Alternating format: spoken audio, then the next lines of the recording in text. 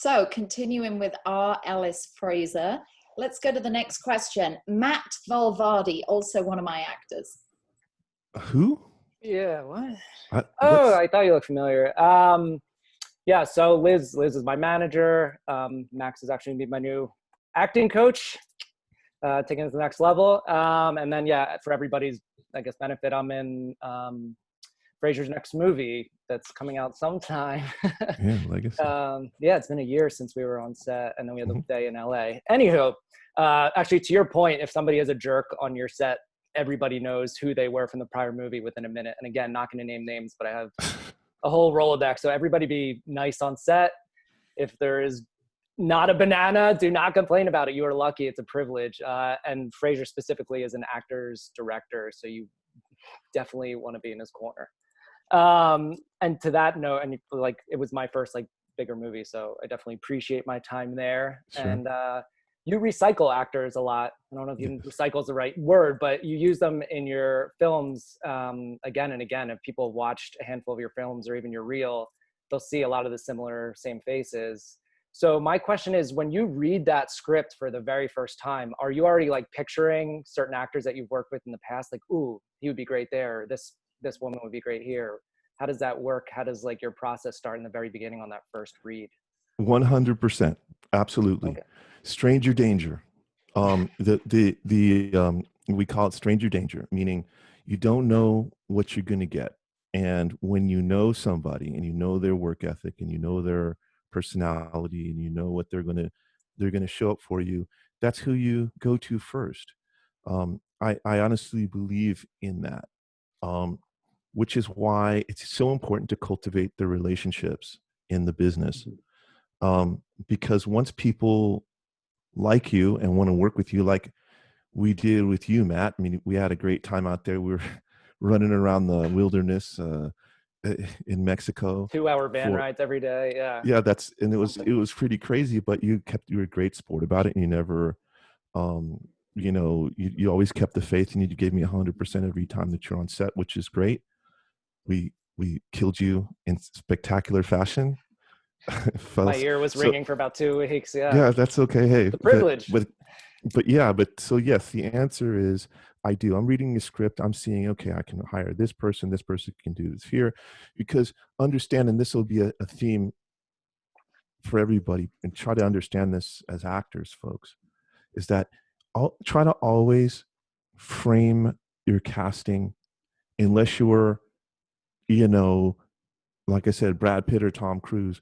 Always try to frame the acting or your casting process as you are a solution to a problem. Believe me, casting past the first 2 or 3 roles is a problem. It's not something that's fun for the filmmaking team.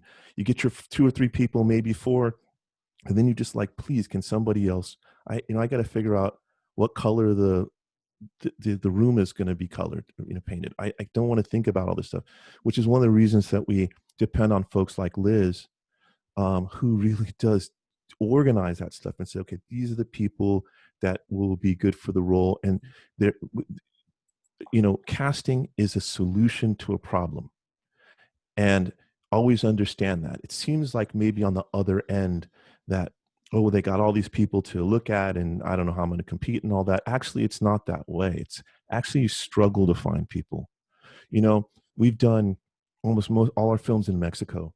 And as a result, we need, let's say, Latin women, female, in the lead role or something close to it. Right, there you go, Heidi. And so the point is, so let's say it calls for a 30-something beautiful Latin woman. Do you know how long we look for that? Now you're thinking that's crazy. There's a million. It's not. It's harder. People have issues. People have this. People are busy.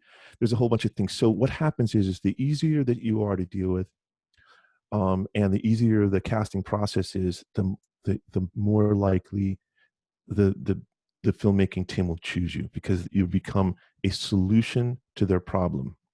That makes sense. Cool. Okay, did that answer it, Matt? It did, yeah. Thank you, and I'll be in touch. And if there is a role, all right, good job, Matt. You did great in the film, and you did fantastic. Yeah, thank you. Appreciate it. And we know, Fraser, that you know Matt very well. So would he Yeah. have to self-tape for you for another role? No, not unless the role was, well, let me think about that. Unless if it's, for example, I know what Matt's type is, or at least in my mind, what it is.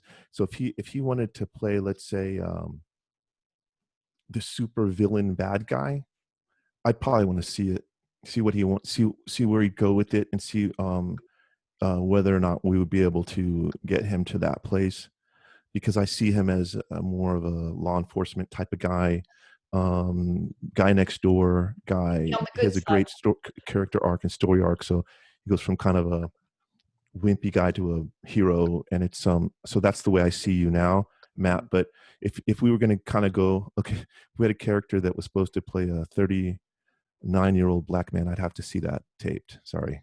You'd be surprised what I can do. Okay, thanks, Matt. Let's go to Eric Seaver now. Sure. Hello. Who? Hi. Hey, Good Eric. to meet you. Nice to meet you. It's good to see you. I think your work is really great. I really am amazed by the story in your work. Like, for example, in the Exodus of Charlie White, I was just so amazed by the story, but then in relation to that, the character development that you wrote, and all of these character arcs were like amazing in the context of the story. And like, for example, in the behind the scenes of that, Aidan Quinn says, working with Andy Garcia is like amazing because you really never know what you're going to get. Right.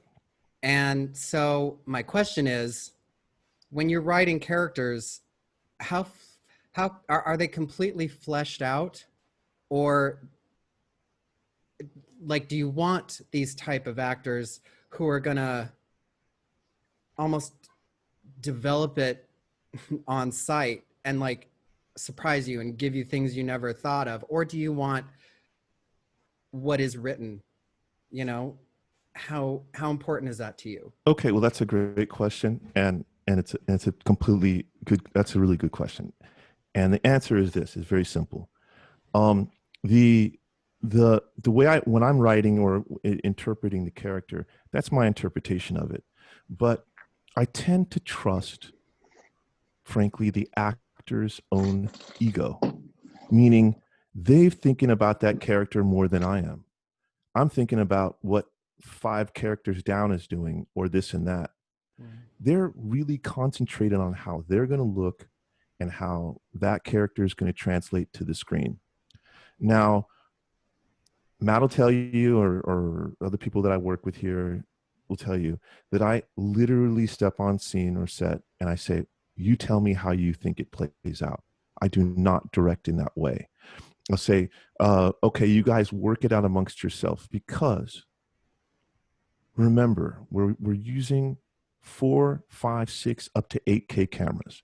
Now, we're a little worried about how they pick up blemishes and other things, but let me tell you what else they pick up. They pick up if you don't believe it. They'll know if you believe it. So the more you believe it, the better. And this is the same thing, just to kind of go on tiny tangents. In a love scene, I'm not a huge fan of love scenes, but I can do them, and I tell the actors, usually the actor's usually okay with it, but it's usually the actress. So I tell the actress, usually, or both of them, I say, look, let me tell you, it's going to look better if you like it. I'm sorry if you have a boyfriend or girlfriend or married, but if you like it, it's going to look better. The camera picks those things up. And so when you get into the interpretation of the roles, then what you're talking about is is that you're talking about actors that have thought this stuff through and can add exponentially to the character because like I said, I'm thinking about whether or not that lighting's good over there and all these different stuff. And there's a lot of things to think about. But when the actor has taken the time, they've read their lines, they understand what they're supposed to be doing, they understand the character. That's why they're always asking questions. I'm like, I don't know. What do you think? They're saying, well, why my character be doing this? I'm like, well, here's what my idea is. But the more fluid it is, the better the experience it is for the actor, and the more that the actor feels, from my experience, the more the actor feels free to be in their own space and be a collaborative element of the creation of the character and how that translates to the larger picture itself. Then it's the more you can do of that, the better. So I am definitely not heavy-handed as far as I need my characters to be this way and that way. And as far as the complexity of the characters, for example, in Exodus of Charlie Wright, Aiden's Quinn character is they're all at a certain, running around doing a whole bunch of stuff. But at the end of the day, I try to keep it about those very internal stories, and how they all connect more than they're separate. Does that make sense? Yeah. Thank you so much. That was Sure great. thing. Thanks, Eric. Okay, let's keep Nice moving. question. Now, Fraser, we could be here till 7 tonight if we keep going at this rate. Okay. Okay, I'll be quicker. Okay, let's go to another one of my actors. There will be some actors that aren't mine, but right now it looks like everybody's That's okay. mine. Heath Gefella. Hey man, how are you? Cool name. Great name. I met you like 3 years ago, so it's been a while. I met you in Liz's office. Okay, cool. Anyway, Yeah, great. Always enjoyed your work, albeit simple and easy. I always love to hear, were there some movies that affected you growing up that made you go, oh my God, I really want to direct someday? I always love to hear those stories, because for me, there was ones that made me want to act. Okay, well, great. Thank you for the question. And we will be going on till 7 now, because that's a lot of stuff. No, just very simple. Not that necessarily made me want to direct, but that made a big impact on me. Apocalypse Now, The Thin Red Line, anything by Terrence Malick, and Kubrick films. And I didn't think that I wanted to be a director, to be honest with you. Directing came from not being satisfied with the way that the things that I wrote were being directed. So that more came from that. But the influences on the films have always been, I've always found it fascinating to find people that are kind of internally stoic, but going through complicated missions. Apocalypse Now is a perfect example. He never even barely talks, but he's in his complexity. Same with the Thin Red Line. Same with a lot of Kubrick stuff. David Fincher, Michael Mann. In the Heat characters, all the Heat characters are very internal characters, going through a lot of stuff, and it's it really comes down to having some kind of complex scenario. I was always told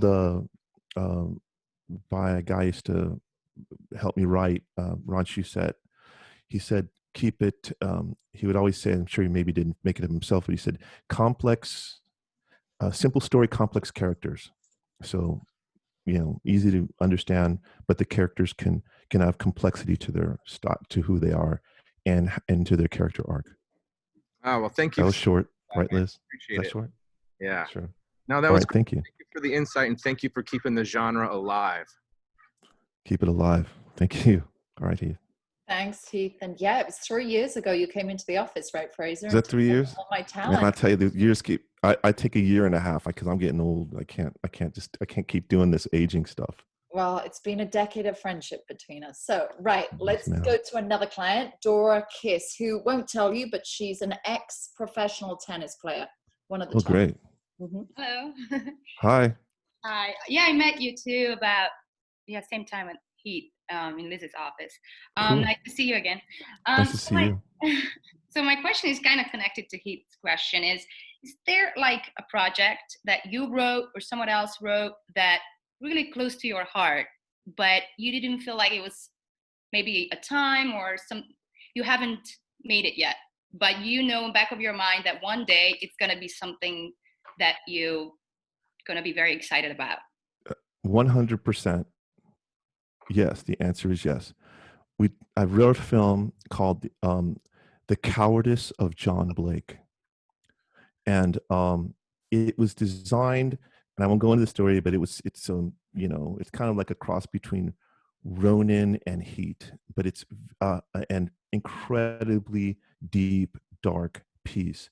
And I always thought, I really need enough money to do it. But what I didn't understand at that point was I needed enough experience also.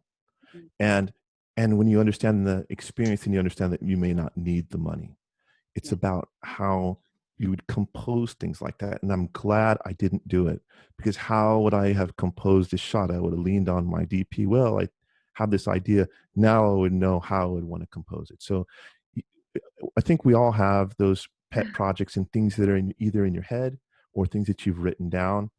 But I think that we have that kind of trajectory to get to kind of the magnus opus, or to the masterpiece that we all think that we want to get to.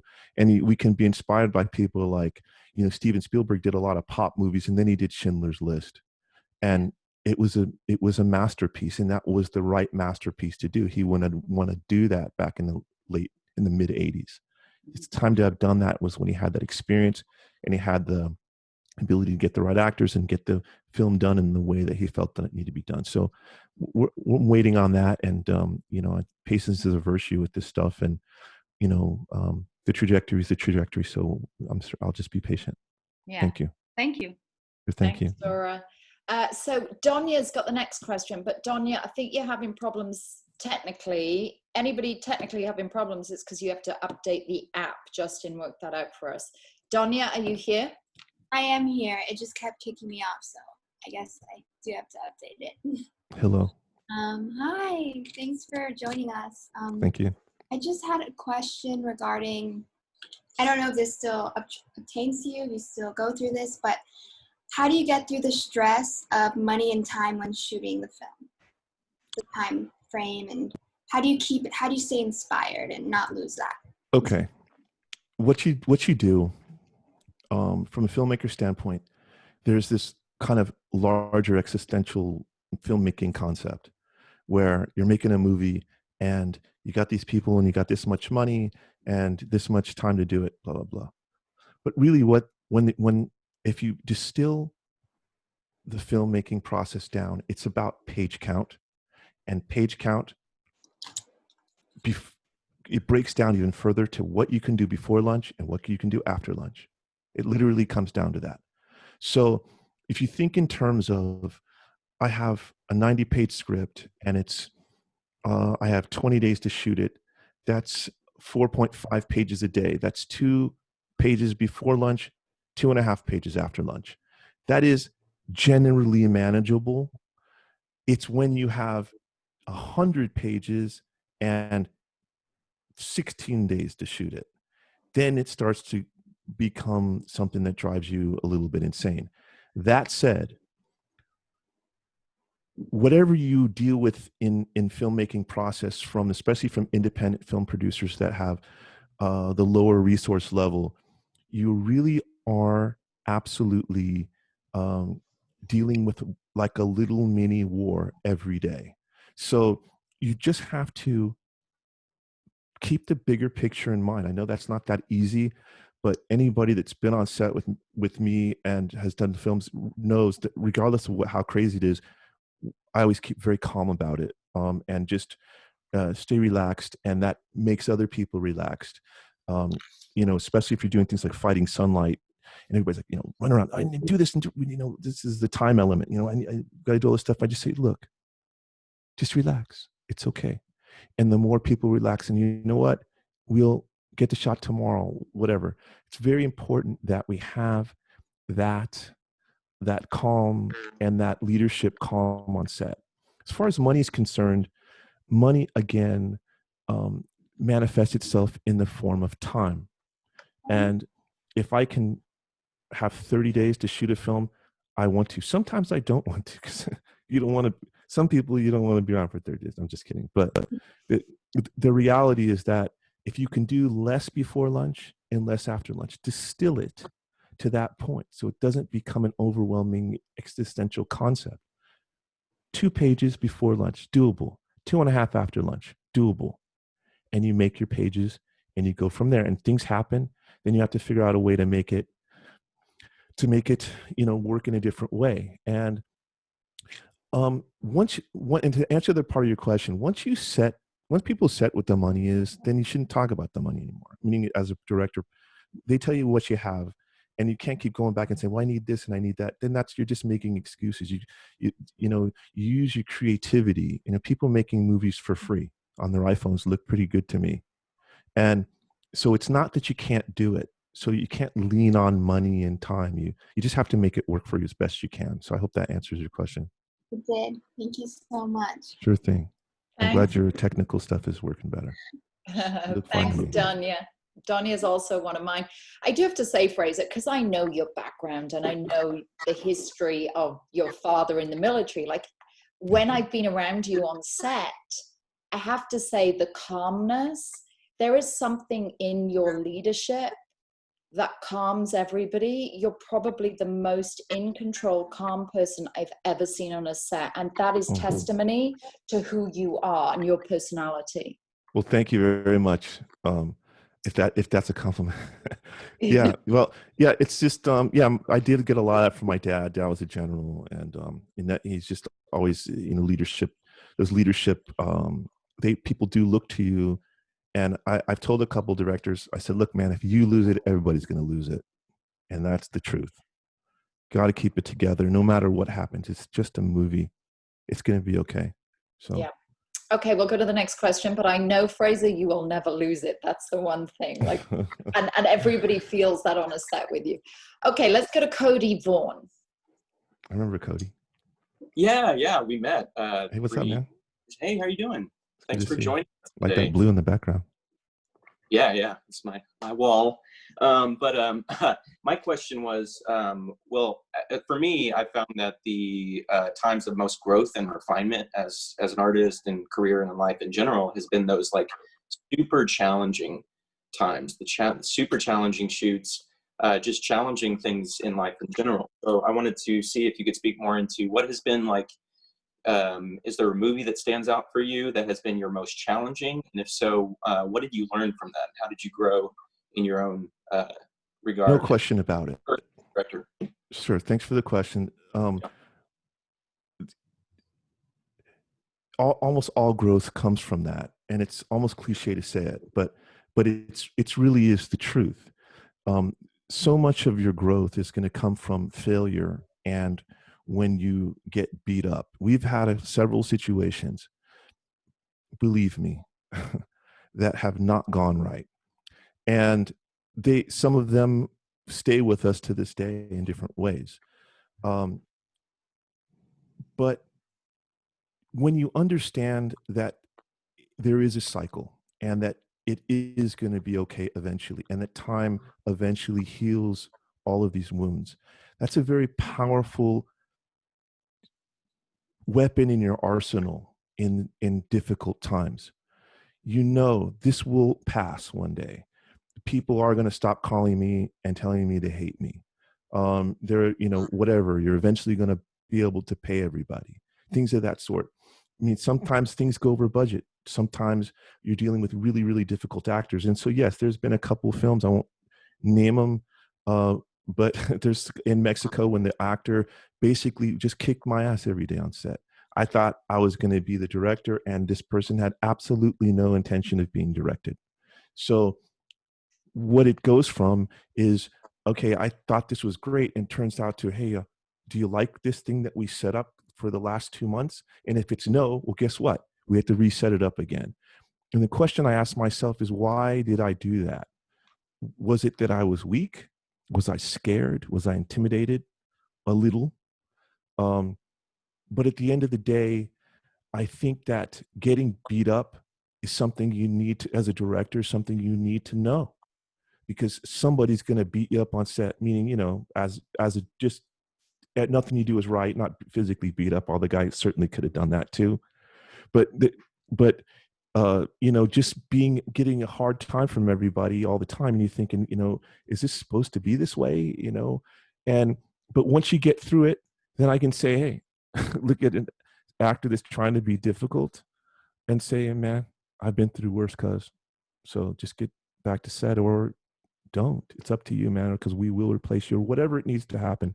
But yes, it's a huge part. And also, to relate it to actors and acting, I admire the tenacity of actors, because some stuff, you just read the script, it's for you. You were born to play that part. You killed the audition, and everything lined up, and you just didn't hear anything. And then you watch the movie, and it's some person that wasn't right that is either a friend of the financiers or whatever.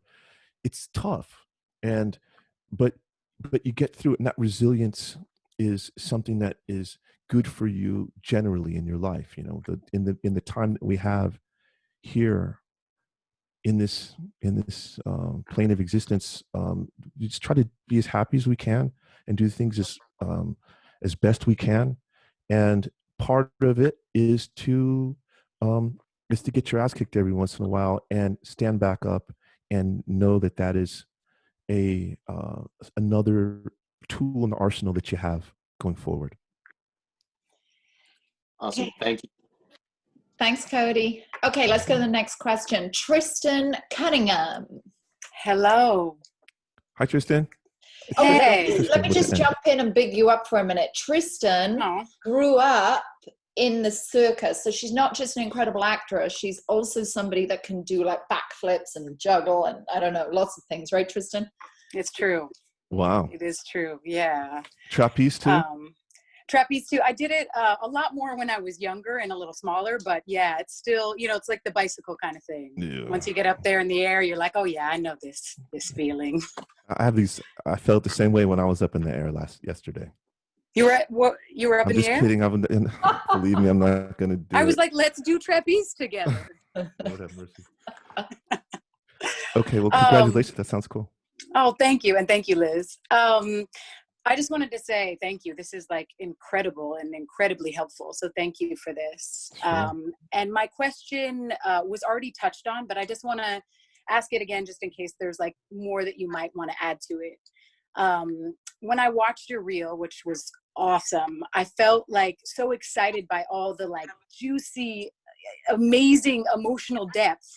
And so as an actor who kind of really thrives off that kind of work and loves that kind of work, I wanted to know about your process with an actor on set and what that might look like. And you did touch on it, but I guess if you wanted to add anything to that.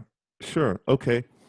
Well, if the actor is a trained actor, then like I say, what I will do is I'll say, you tell me how this thing plays out.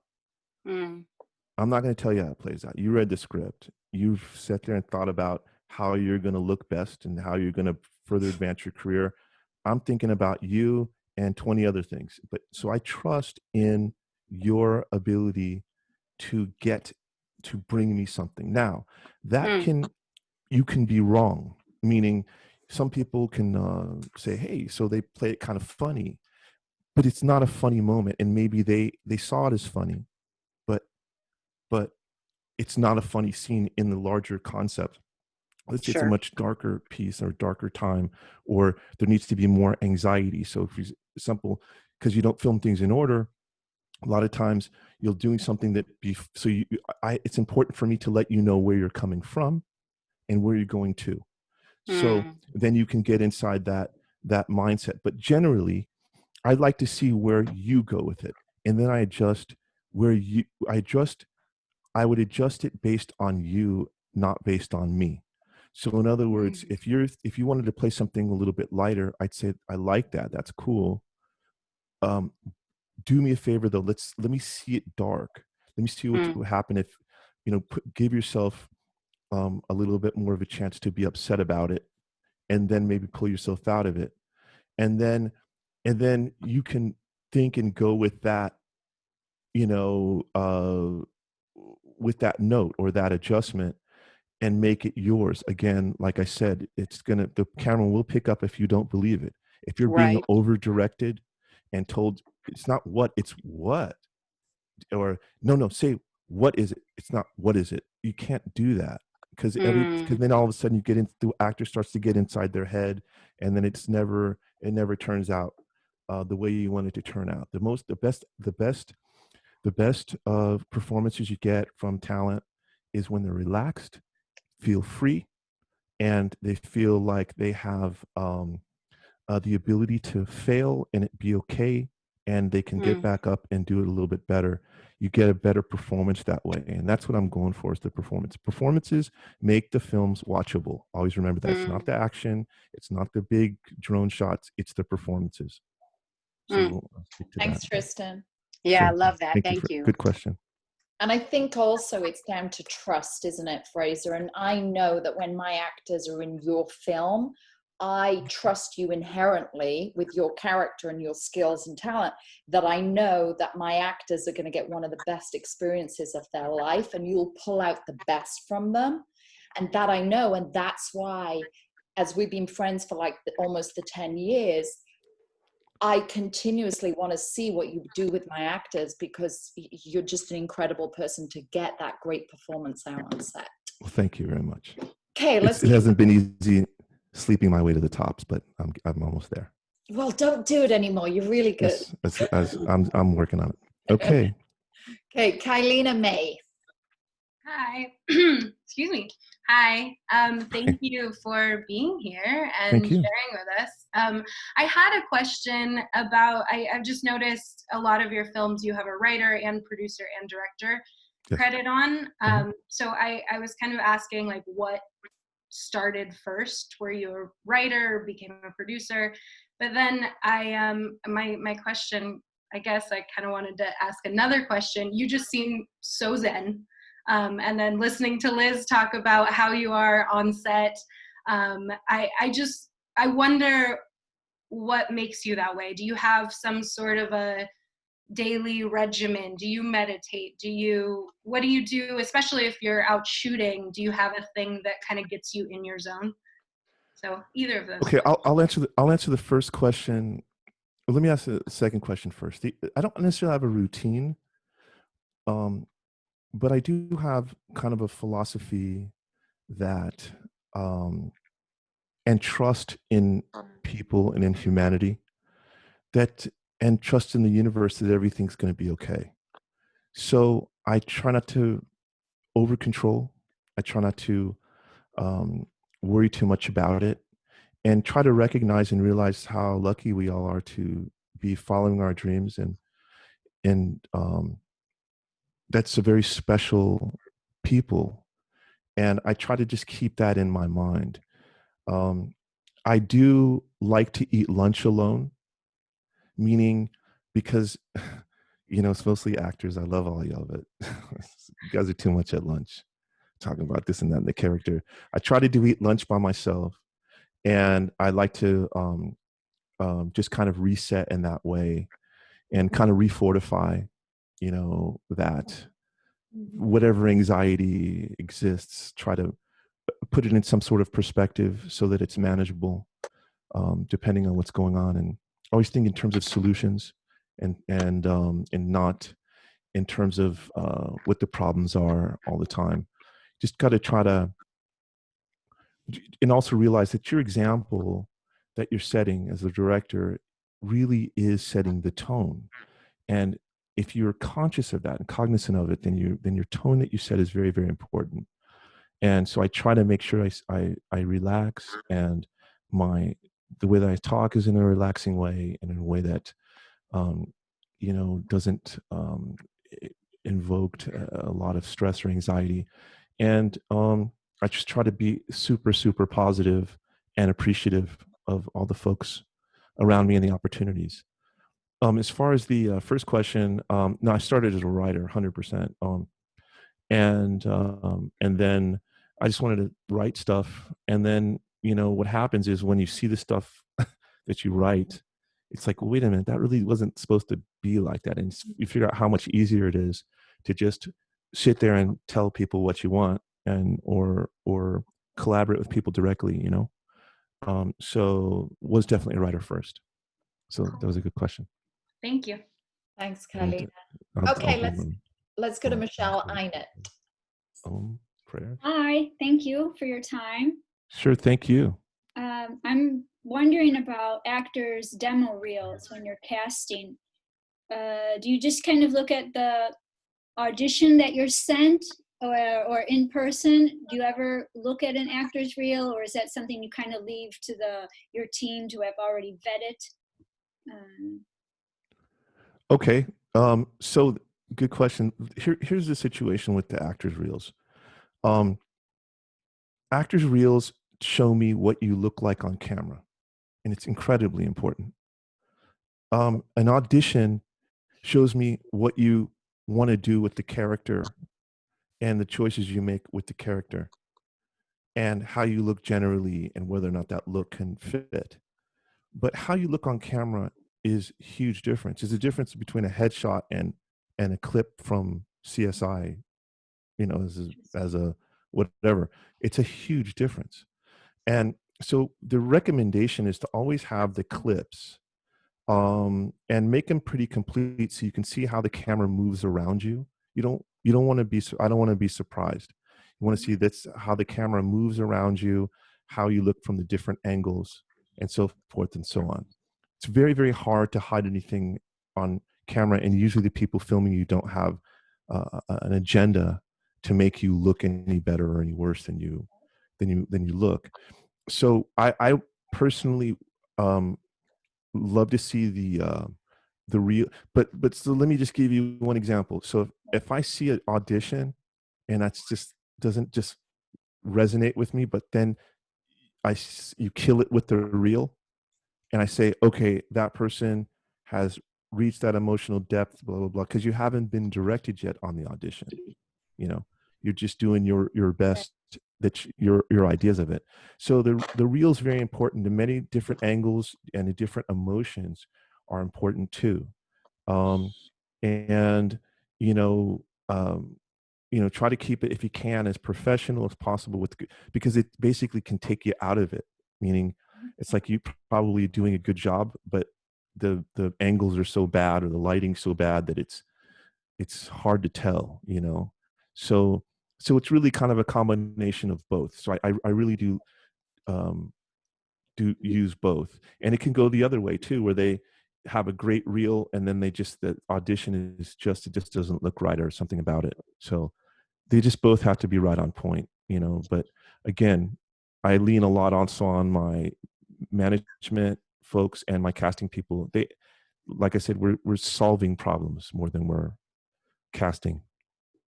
Thank you. Sure thing. Your voice is so calming. It's the mic. Yeah. Thank you.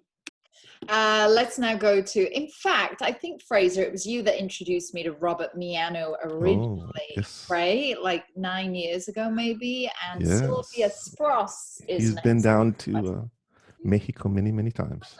You, I met him 15 years ago. There he is. What's up, Ra?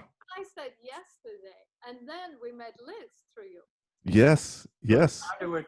Fraser is a conduit. What unbelievable. What's up, Robert? That's how we met. Good to see you. Yeah, you and Sylvia came down to Mexico, hung out. To teach a class. And I was yeah, he used to teach a class for me and Justin and Jeffrey and everybody. We've had many, many years, Robert and I. Wow. Great actor. So good to see you, my friend. Yeah, it's good to see you, man. And you're one of the most creative people I know. I mean that. Thank you. I think that what makes a great artist is they keep learning. And that's what you are. Thank you. Learning and growing, and I see that in your work and your writing and your directing, and my hat's off to you for that. Yeah, thank you very much, and not to do too much of a love fest, but Rob and Sylvia are wonderful too. Rob helped me do a lot of firsts. He helped us with our first big production, helped us get the director, helped us get the producer, not to mention working with him, not to mention a lot of different stuff. And he's just an American treasure. Sylvia, you're great too. It's good to see you guys. Another treasure. American treasure. We're gonna frame that one for you, Robert. I do Love have it. a question. Sure. I have a question. Okay, back to business. I watched your reel. Looks amazing. Is Thank you. all filmed in Mexico? There's a tiny bit in the United States. Yes, the rest is all in Mexico. Yeah.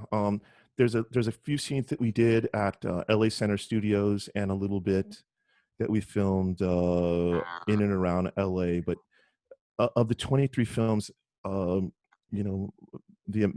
amount of time that we filmed the States, I think, has been 10 days total. So it's all Mexico. You guys have been there. You know how it is. It's real creative there and easy to film, and a lot of cool locations, things like that. So you're getting ready to do something soon? Yeah, we got to finish. You know what? Pretty soon, Deep Stage. But yeah, I'm getting ready to do one with called Crimson Blues with Bruce Willis. Oh, good. Yeah, there may be something. I'm gonna get with Liz. All right, sounds good. One more question. I was watching your director's reel. Is there a reason why you didn't have any dialogue? Mostly just. Yeah, it's more like a sizzle reel. I don't. It's more style and composition reel than it is a director's reel of me directing talent. It's more about, because what people are looking for with us is a little bit different. I'm not usually hired as a director in that way. What they're looking for is, it's usually investors and money, and they need to see what kind of look we can get, how much action we can get, the different actors that we work with. They don't really get into, okay, I directed this person in this way and they got this fantastic performance out of them. At some point I'll do a reel like that, but right now the work comes to me at this point. So, I'm not actively going out and getting work, which I'm going to at some point soon. So I'll probably have to redo it. But we're talking about composition and size and scope, and that's what we're selling, the whole program. Mexico, it's okay to film in Mexico. Look at these actors that have come to Mexico.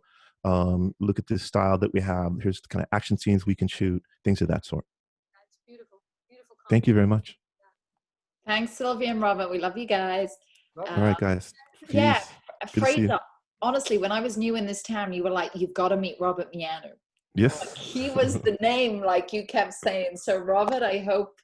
God, we've really gone full circle, haven't we? Really gone full circle in this business. Okay, so next I've got Rob Ryle, who's a big theater person. Cool. Actor. Good afternoon. Hey, thank you so much for doing this. It's great to virtually meet you like this. And as Liz just said, one of my passions is live theater. Cool. Of course, I do film as well.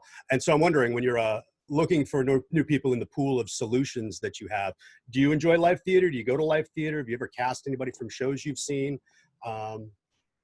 Anything like that? Well, the answer, this I love theater and I love live. I think theater productions are amazing, and I think those are, frankly, the best trained actors of all actors, just from my experience, because of that's true craft. And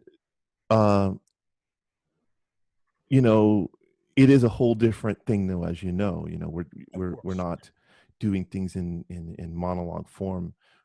We're cutting back and forth. So I'm doing your side and I'm doing the other side, and if you don't get it right, I can do it again. And so that's part of it. But I'll tell you what I have seen, though, that's interesting, that's very similar to plays or theater, which is acting classes.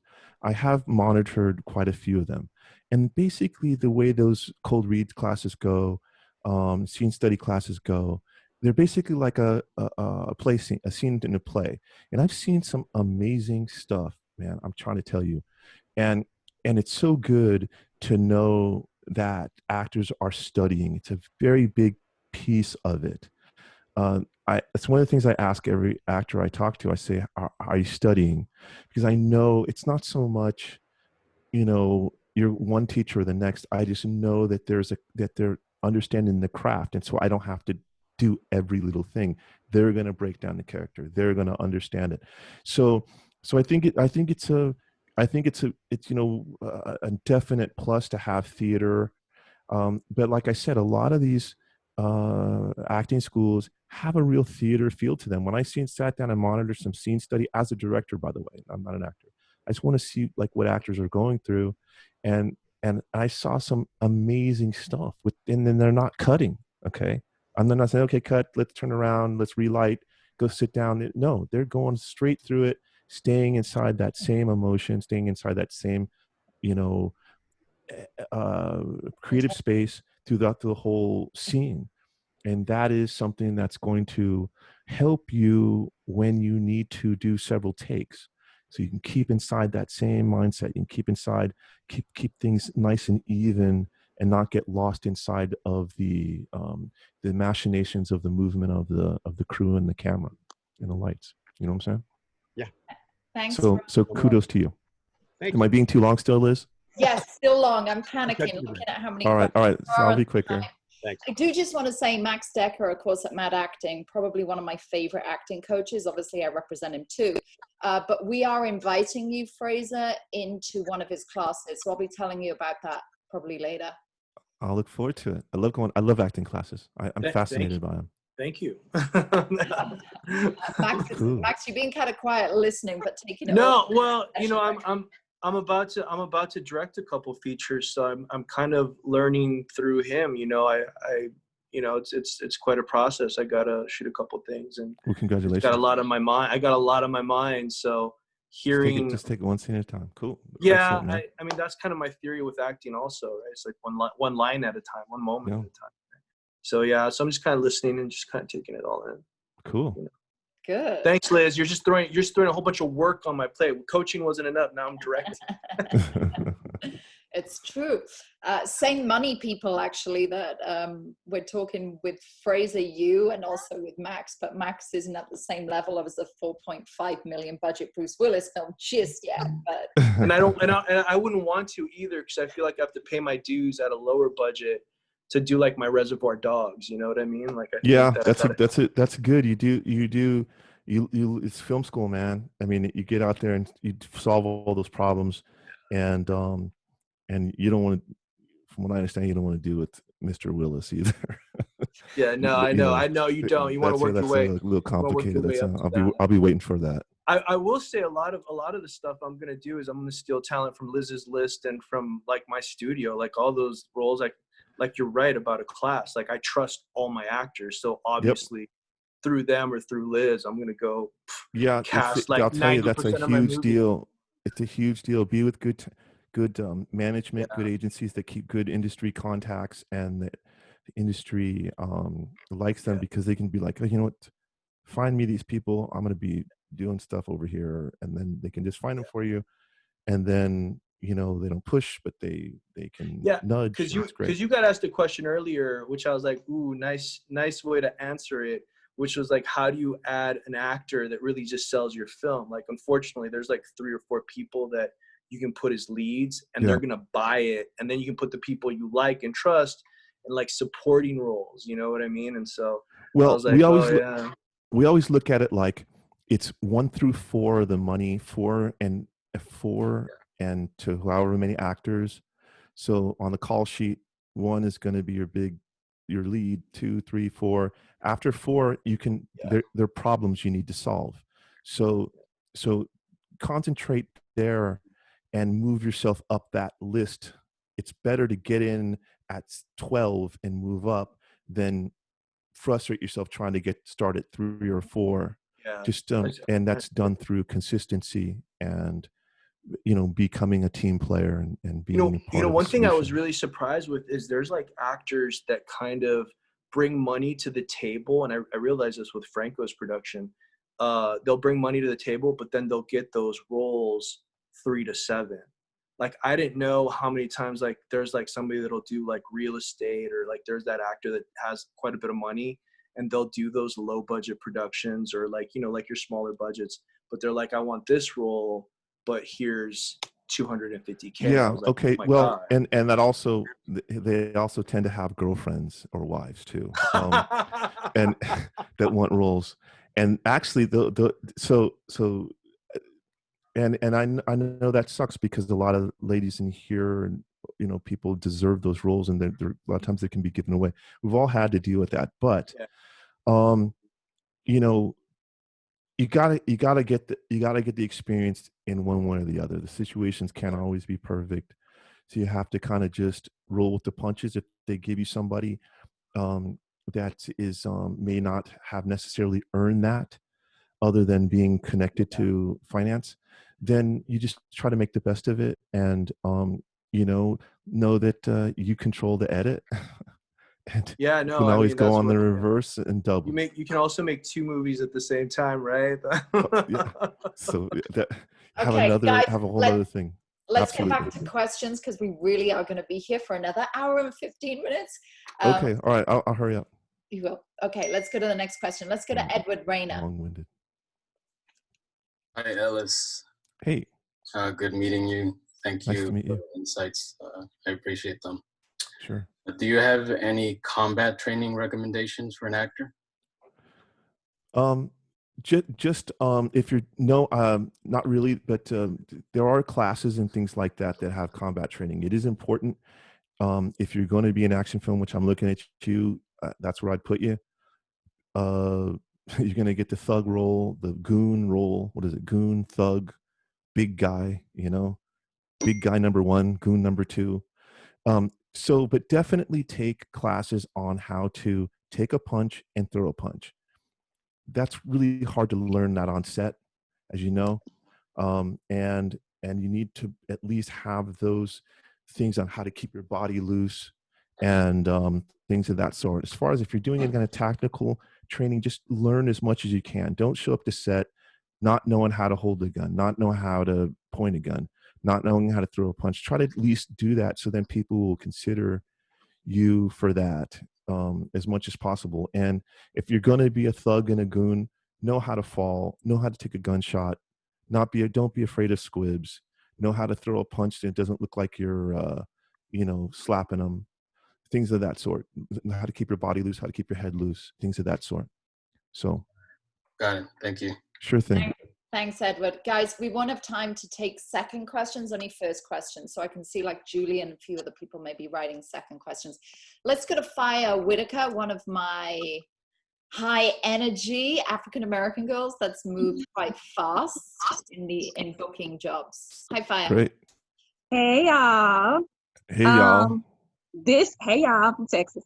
This has been amazing. Like, Liz, thank you so much for bringing in a director. It's kind of hard to, like Max said, I'm taking it all in because I'm actually an aspiring director. I do act, but I'm like obsessed with like the world of directing. So my question is, what type of advice would you give an actor who's aspiring to direct? I know, for training purposes, but also like kind of how to get into shadowing and all those types of things. What type of advice would you give?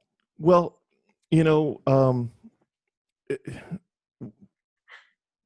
it's good for each other. It's good to know directing if you're an actor. It's good to know directing it from it's good to be an actor and know directing. It's good to be a director and know acting.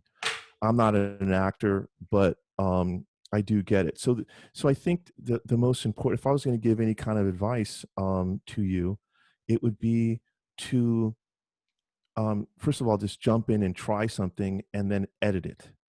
Meaning, because when you edit the film, you understand what you need. There's nothing in the world that's going to be able to tell you that other than you edit the film. You think you need this shot and that shot, and you go through all this craziness to get it, and you realize, I didn't even need it. So what it does is it helps you understand how to organize your time and organize your energy on set every day, so you can not be pulled in every different direction. If you're going to direct yourself, you know what it's supposed to look like, but just try to always take into consideration pacing. Just make sure that people, we're in the YouTube generation. People scrub 3-minute videos. I mean, that's too long for them, you know. So it's all about pacing and keeping things compelling. One thing I've found sometimes, if actors tend to direct themselves, they stay in the emotion a lot.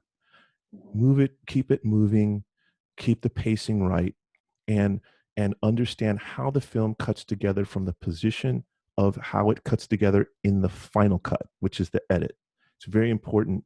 That would be the advice I'd give, because if once you understand how the film cuts together, then you will truly understand what you need. Then you can be more efficient and more succinct with your time and energy on set. So then you become, in theory, a better director.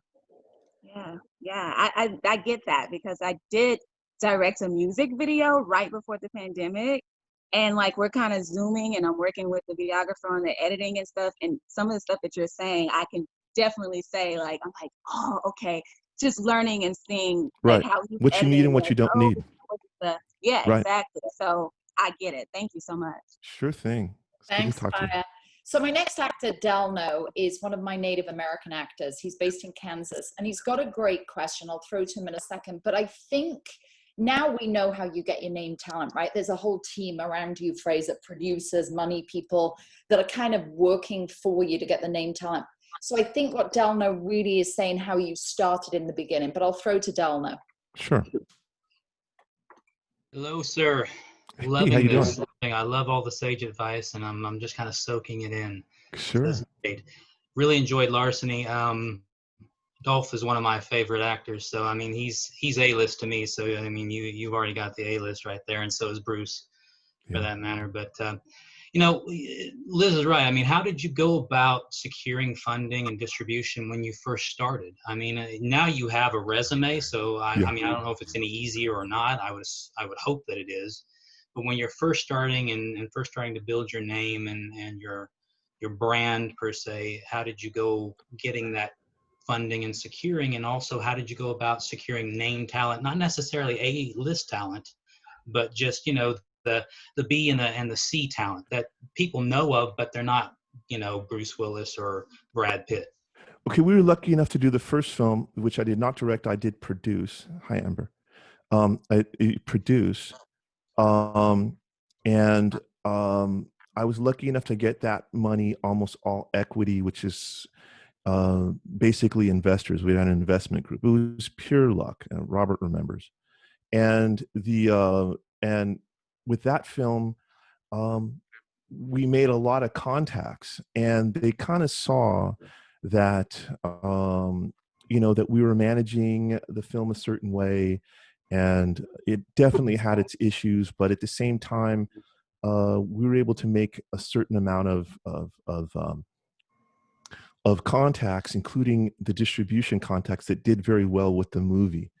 Now, what I did is very similar to what I recommend you actors do, which is the theme, kind of what I've said a couple times, which is be the solution to the problem. They need content, and they need content at this budget amount. So we just have to figure out how to do that. We don't come in with, I need this and I need that, and we need to have these things in order. And then you can sit back and wait 2, 3, 4 years until some uncle gets rich enough to be the rich uncle to finance your film.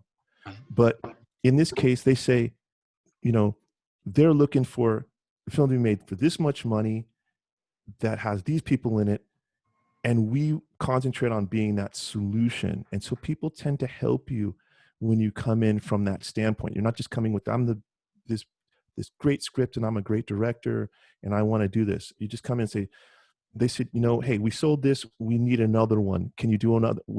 Yeah, we can do another one. We can lower the budget this much. We can do the following things, blah, blah, blah. And so it's like that. And as far as with actors are concerned, actors look at your reel a lot. That's one of the reasons I'm do a reel like that, which is more of a visual reel. Because actors a lot of times, frankly, want to know that they're going to look good. That's their biggest concern. how they're going to look, and that they're not going to look stupid. It's not going to be the article about how they've started the downslope of their career and all this stuff. So they want to know that they're going to look good and that the material is good. And so when it comes to people like, even like Dolph or Gary Daniels or Luke Gossett, people I work with, you build those relationships with them, and you got to go meet with them, and they got to feel that you're competent and that you're going to, and a huge part of it is, in Mexico, they got to feel safe in Mexico, like everything's going to be copacetic there, which we can always guarantee them of. And so it kind of just takes that route, being a solution to the problem. There are plenty of problems, and they're trying to solve them. And I step in and I say, okay, I'll solve that problem for you. I'll give you a film like this at this budget, and then we just power through it. Sometimes it's works famously, and other times it becomes more difficult because you don't work with the safety net. We don't wait for the safety net. We don't wait for the budgets to be safety net funded. We take the risks, and we take the good with the bad. Great advice. Thank you, sir. Appreciate it. Sure thing. Thank you. Thanks, Delna. I'm going to go to an actress who wrote privately to me, so we can't see the question in chat, but I'm going to throw to her next. Probably Fraser, one of my fastest moving actresses, although all actors don't think they move quick enough, but now signed with UTA and in Birds of Prey, and just finished Space Jam 2. So let me introduce you to Grace Santo. Cool. Liz, you kind of put me on the spot there. Yes, I wrote privately. Congratulations. Thank you, Alice. I am so glad that I joined this meeting. You have no idea. I'm so glad with the things that you've, been, lying down to actors. I see you want trained actors, not a problem. Positive energy. You kind of recycle some actors according to Matt. Yes. Real is important. Pacing.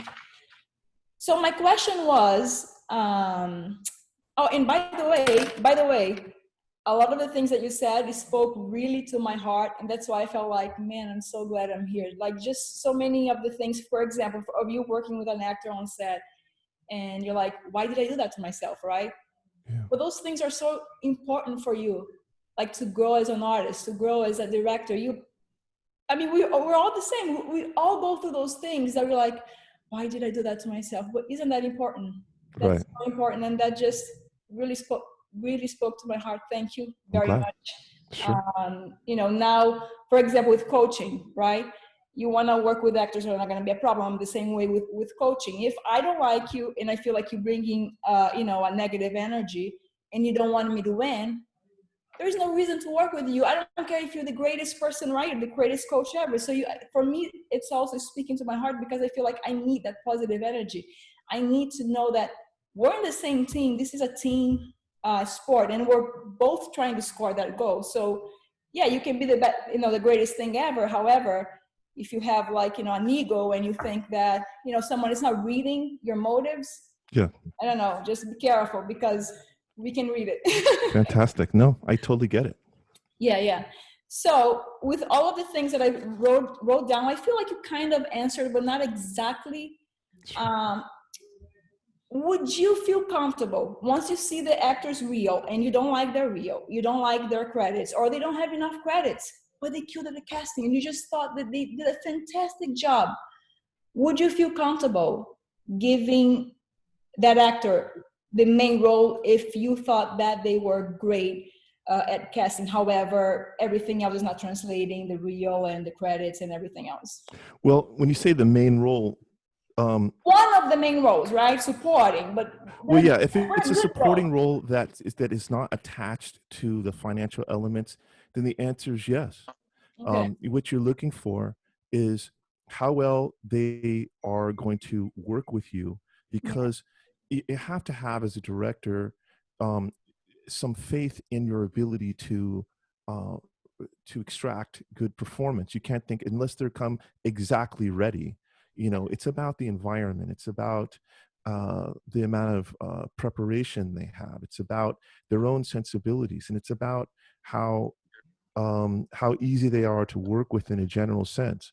So the answer is yes. If you can have nothing on the reel, but if they kill it and they are cool and they take the adjustment correctly, the answer is yes. I adjust actors, even if they did it right. I want to see how they respond to the adjustment, because that's going to tell me a lot about how directable they are. And then when you let them go on set, they're in that dream. They've got the lights, they got people all around, and that's their time. They generally step up to that challenge every time. And so I have a lot of faith in that. So if they do a great read, I'm done. It's good. A great read, and they're cool, and we're going to get along. And I think they match chemistry wise. That's very important now. I mean, I can't have a lead that's, let's say, 5'9", and his love interest is 6'2". That's an aesthetic issue. But and Liz knows that's a problem, because it's like, and actors, by the way, a lot of actors don't even want to be photographed near a tall woman. They don't even want to be photographed, meaning because they don't want anybody to ever know what their size is. But to answer your question one last time, if they do a great audition and they're cool, it does not matter any other thing. That's the magic in the casting process, to find the magic and the person that you really want to work with, and the more those things line up, the better the performance will be inevitably. Thank you. And the experience. Sure thing. Thank you. Good question. Thank you. Thanks, Grace. I'm going to follow on from that phrase before we race through the next questions. We're racing. I know that most of the time on films, it's the man that the finances, it's the man that kind of funds the film, right? So I know that previously, when I've been fighting to get like the number one female on your film, and I've got my actresses self-taping, a lot of the time we go through the ethnicity and the height. Like you've always said to me, the height. How tall is she? She's not over 5'7", is she? Like we've had this conversation, haven't we? Yes. That's the aesthetic there, and also I have to involve my lead actor on that too. I can't give him someone that he doesn't have that chemistry with. Like I said before, regarding the 4Ks, 5K, 6K, 8K cameras, they will pick up if there's no chemistry. Just like it'll pick up the blemishes and the bad paint in the background. It's going to pick up, no offense, Mr. Blue Man, it looks great. Blue paint down there, Cody, you look great. But they're going to be able to pick up all that chemistry stuff. And it's important that they look aesthetically right together. And you're right. It's mostly men, and also mostly men are leading the films. I mean, at least we're doing action films. That's generally what happens. And so if I have a female lead, I'm going to say a very similar thing. If I have you as the lead, I'm not going to have, I'm going to have the guy look a certain way. And what am I trying to do? Am I trying to create a power couple? Am I trying to create a couple, drug addicts living together? What exactly are we trying to do? So the aesthetic is very, very important. But that's when it comes to that final, audition or meeting, when we find out, how the whole thing works out, including the chemistry between the characters. Yeah. Thanks, Grace, for your question. And also, your last film in India, I did have 2 actresses up for that lead female role. And in the end, it didn't go our way. But I know that they both went on that chemistry meeting. So I know that they did, and they did a great job. Like I said, all your actors are great. And I had Audrey do that. And she's great. She's a hell of an actor. She's great job in Legacy. Yeah, she's on. We'll see her in a minute. Let's race through some questions, right? Fraser, can we be like? Yeah, I mean, I just try to. I do this. The casting directors are saying with me, they're like, "Would you just hurry up?" I just like to engage with the actors, but that's a good fiesta. Okay, Sean Boylan. Sure. Hi, nice to meet you. Nice to meet you, Sean. Thank you for your time and for taking our questions.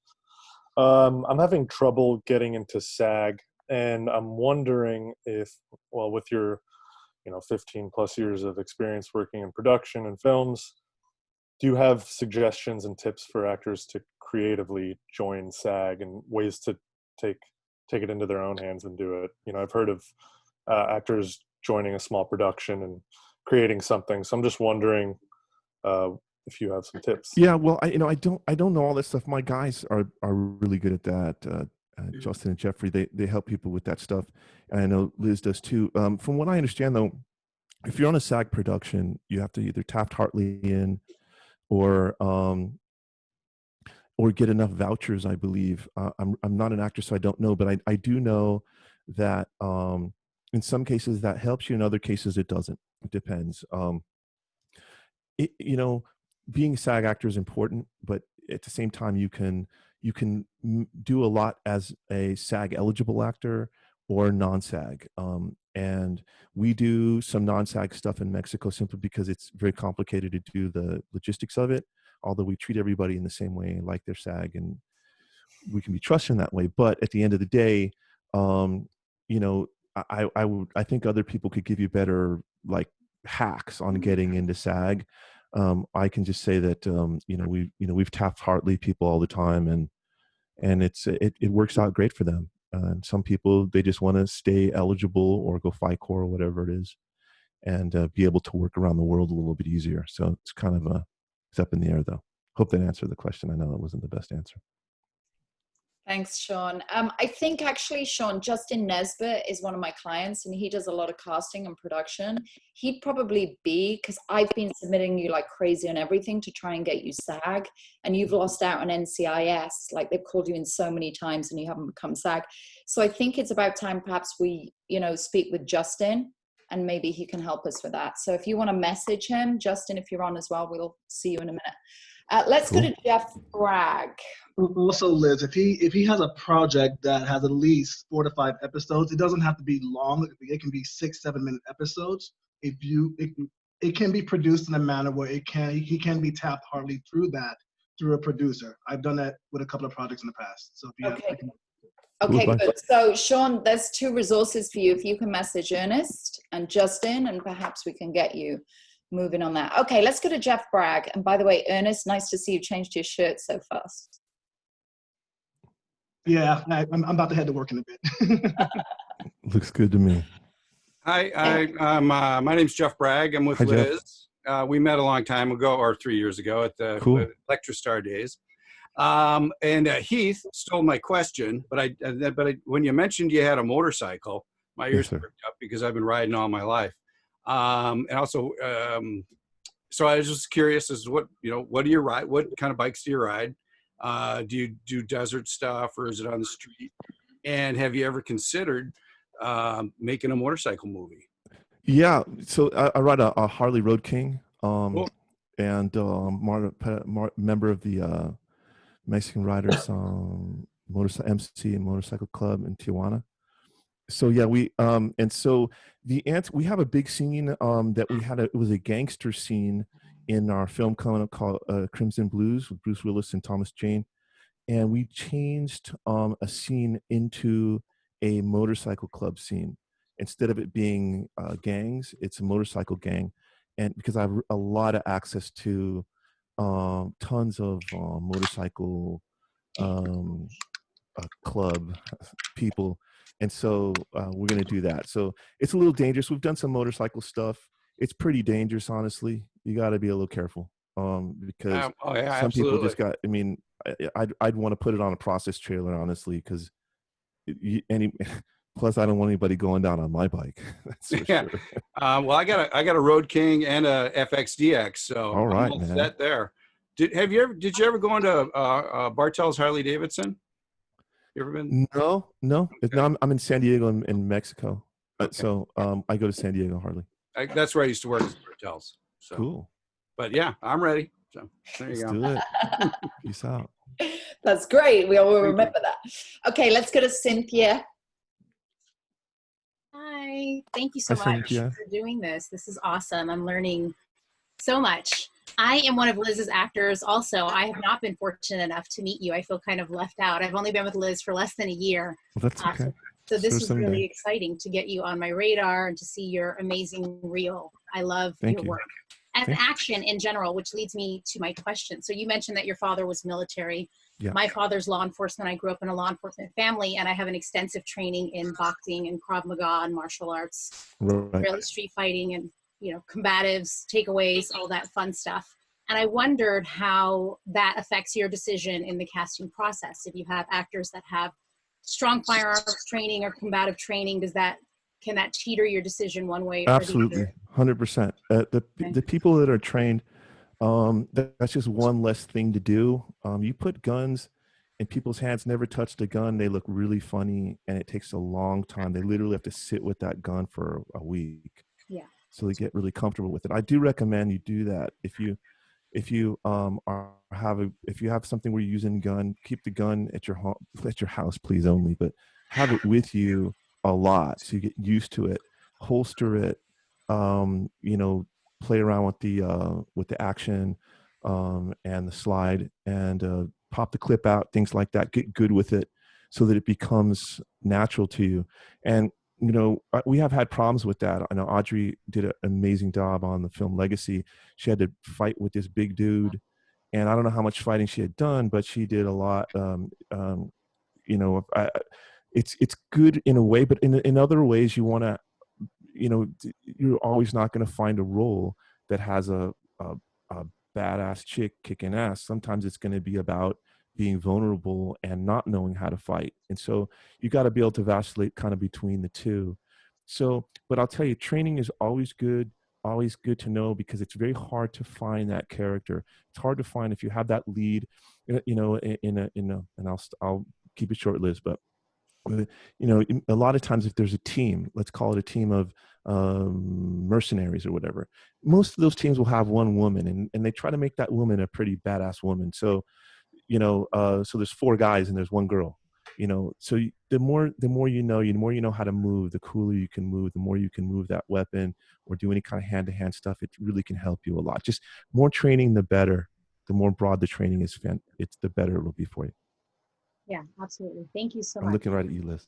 Thanks. I couldn't hit anybody. Thank you for the question. Thank you. Let's go to Ralph Coppola. Hello, nice to see you again. I met you when we were back with Electra Star.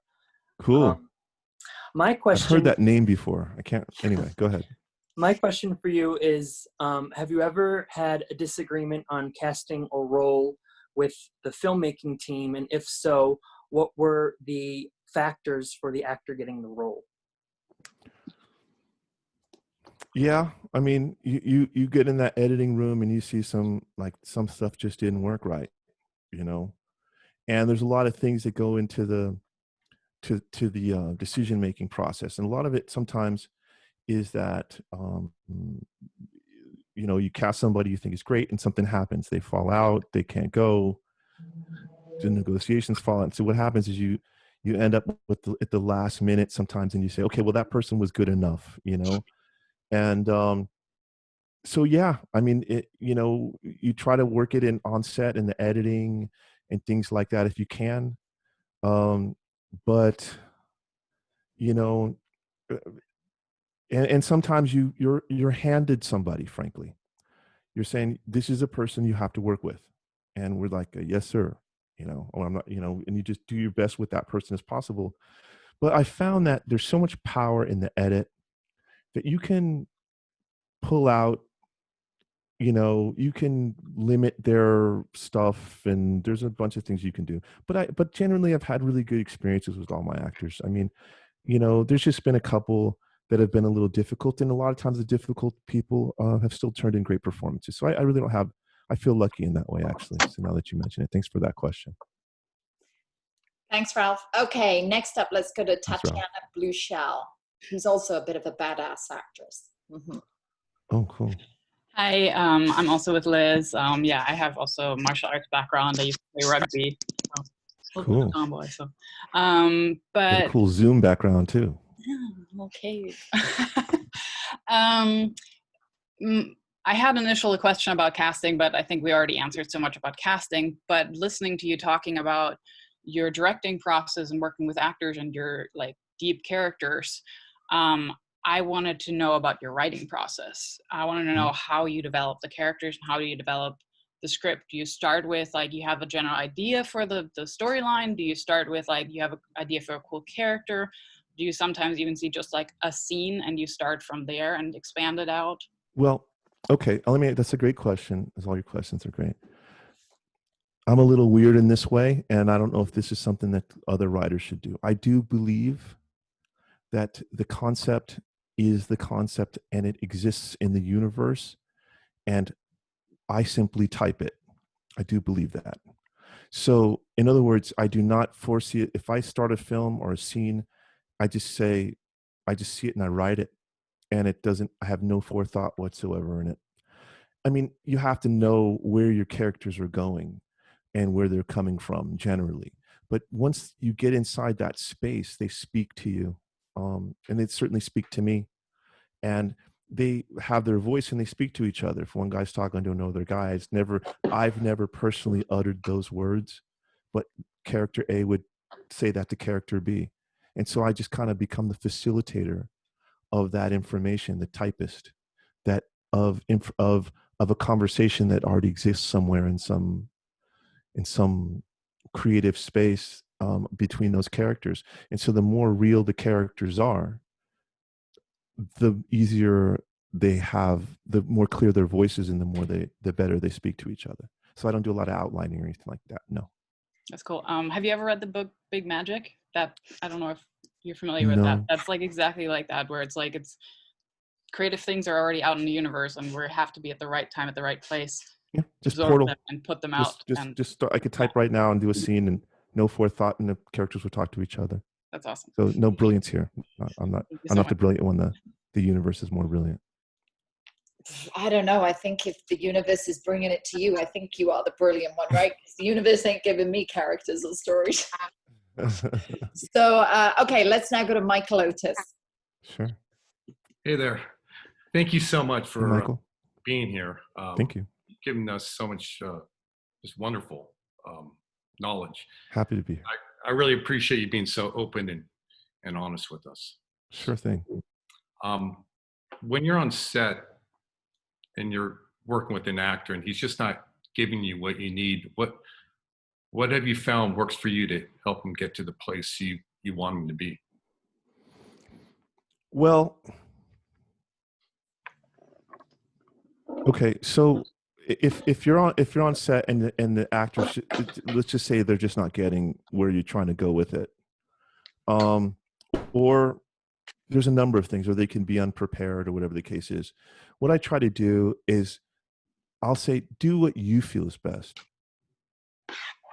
because make it about you, and if we need to change the interaction, then we need to do that, because just barely getting through a scene is never going to be good enough.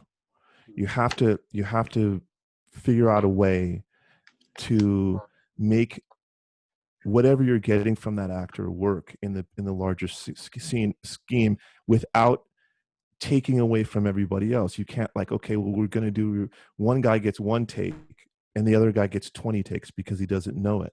You understand? That's enough. Okay, we have enough, and we figure out a way to make it work later.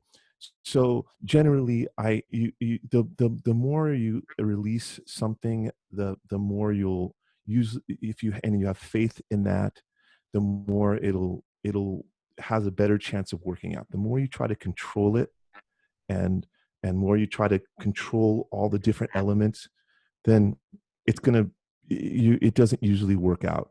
Just say, if you're not feeling it, say it the way you'd say it. If you can't say that line, because we do that sometimes with people that have accents, they can't get a line out. Just something simple like go to the car. They can't say to the car. They say to the car, something like that. So just say it however. They say get to the car. That's easier for them. Just do whatever is best, and we'll work around you. The key is that the actors are supposed to be working inside that bubble environment, and we're supposed to be capturing it. We're not controlling it. We're capturing it. So you do something, whatever you're doing, I'll figure out what the best angle for that is. And if it's a disaster and it's just really bad performance, which I rarely get, but if it's really bad performance, then we fix it and edit. So but we let you go on set. We don't clamp down. It's just got to have the freedom, and the freedom is where you find that creative space, whatever that space needs to be. I know that was long, Liz. Go ahead. What's that? Thank you. You sound great to work with. Oh, thank you very much. Yes, I can second that. He is. Okay, let's now go to Teresa Croft. Teresa. Hi, my name Hi, is hi, Teresa. Hi, thank you so much for doing this. Sure. So as an actress who has a lot of stunt training and a lot of sword training in particular, Mhm. if there is a role and it comes down to maybe like 2 or 3 actresses or people for the role and there's a specific stunt that's needed, would you rather, I guess, spend the time and budget having either like a stunt double for a solid actor's performance or like take the time getting a coach for the stunts, or would you rather hire someone who has, I guess, the stunts down but the acting not so much? Like, I guess, what's your opinion on that? Okay, acting first, always. We can work around not being like you look like you're in a Tarantino movie, Kill Bill or something. We can work around that. It's the performances that are the most important, and one that you should concentrate on, because there's all kinds of angles, there's doubles, there's all kinds of different things you can do to get the action correct. What you can't do is you can't correct someone that is not a very good actor, doesn't get the role, doesn't look right. That's too young, too old, whatever. You can't. That's impossible to fix. Everything else is possible to fix. And plus, I've never met an actor or actress that hasn't been down with getting there and practicing and getting it right on camera. And maybe they can't get that punch perfect, but they can get another type of punch perfect. And let's just go with that. So it's most important is the performance, your cooperative nature, in the process, and that you're right for the role and have the acting chops and things of that sort. But it's still great to have that training as well. And that's the plus. But the acting to me is always the most important, and that you're right for the role. Okay, yeah, that's great to know. Thank you so much. Sure thing. Thanks, Teresa. Okay, next question comes from Wick Virtual Office. I have no idea who they are. So. Okay. Well, we're going to find out. Ernest, I think. I'm sorry? Oh, I didn't hear anything. No, I know. Wick, I saw him check out. Hey, Roger, how you doing? Oh, good. Hey, what's up, Virtual Office? Strength and beauty to you, brother. Yes, sir. Yeah. I was listening to you. You kind of answered my question with a lot of the people about working with actors.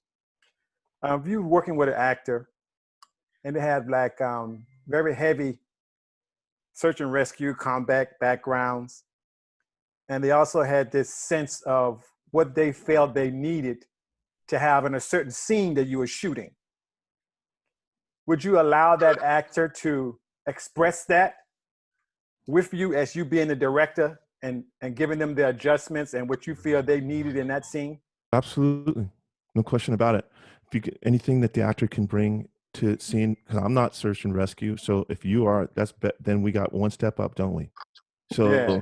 It's better, as long as the people remain with the good attitude about it and directable. Yes. And not say, you don't want to get on set and be the one telling everybody what they need to do and pointing fingers, but just as long as you can bring something to it. Hey, I put on my gloves first. I wouldn't touch. I'd be like, okay, put them on the gurney. You're like, no, we wouldn't put them on the gurney. We would do the following thing. Great. Yes. I'm always willing to take that kind of lessons and learn from stuff like that. So that's fantastic. So always go with that, but just keep a good attitude about it and make it in the form of suggestion, and make sure that people don't feel as though, that they have to deal with you on every take. But right. Other than that, come in with your expertise and it'll make the movie better. Yeah, I hear you, brother. Thank you so much. Wick, right. What is your name? Liz, Wahane. Okay. Wahane. And I'm with CSP. Jennifer is my manager. Perfect. Nice to meet you. Great. Yes, likewise. Okay. Thank you. Thanks. Fraser, so the next question that's coming in may change your and my relationship. Like, I know for 10 years I've read your scripts, right? And you've always been sending me scripts. My next actor, he's just given me his script and I'm about to read it, and we were going to do a table read. So let me introduce you to William and his question. Thank you, Liz. Roger, it's nice to virtually meet you. Hey, nice to meet you. Yeah, so basically, I wrote this script about 2 years ago. It is an action movie, yes, and it got optioned for 1 year.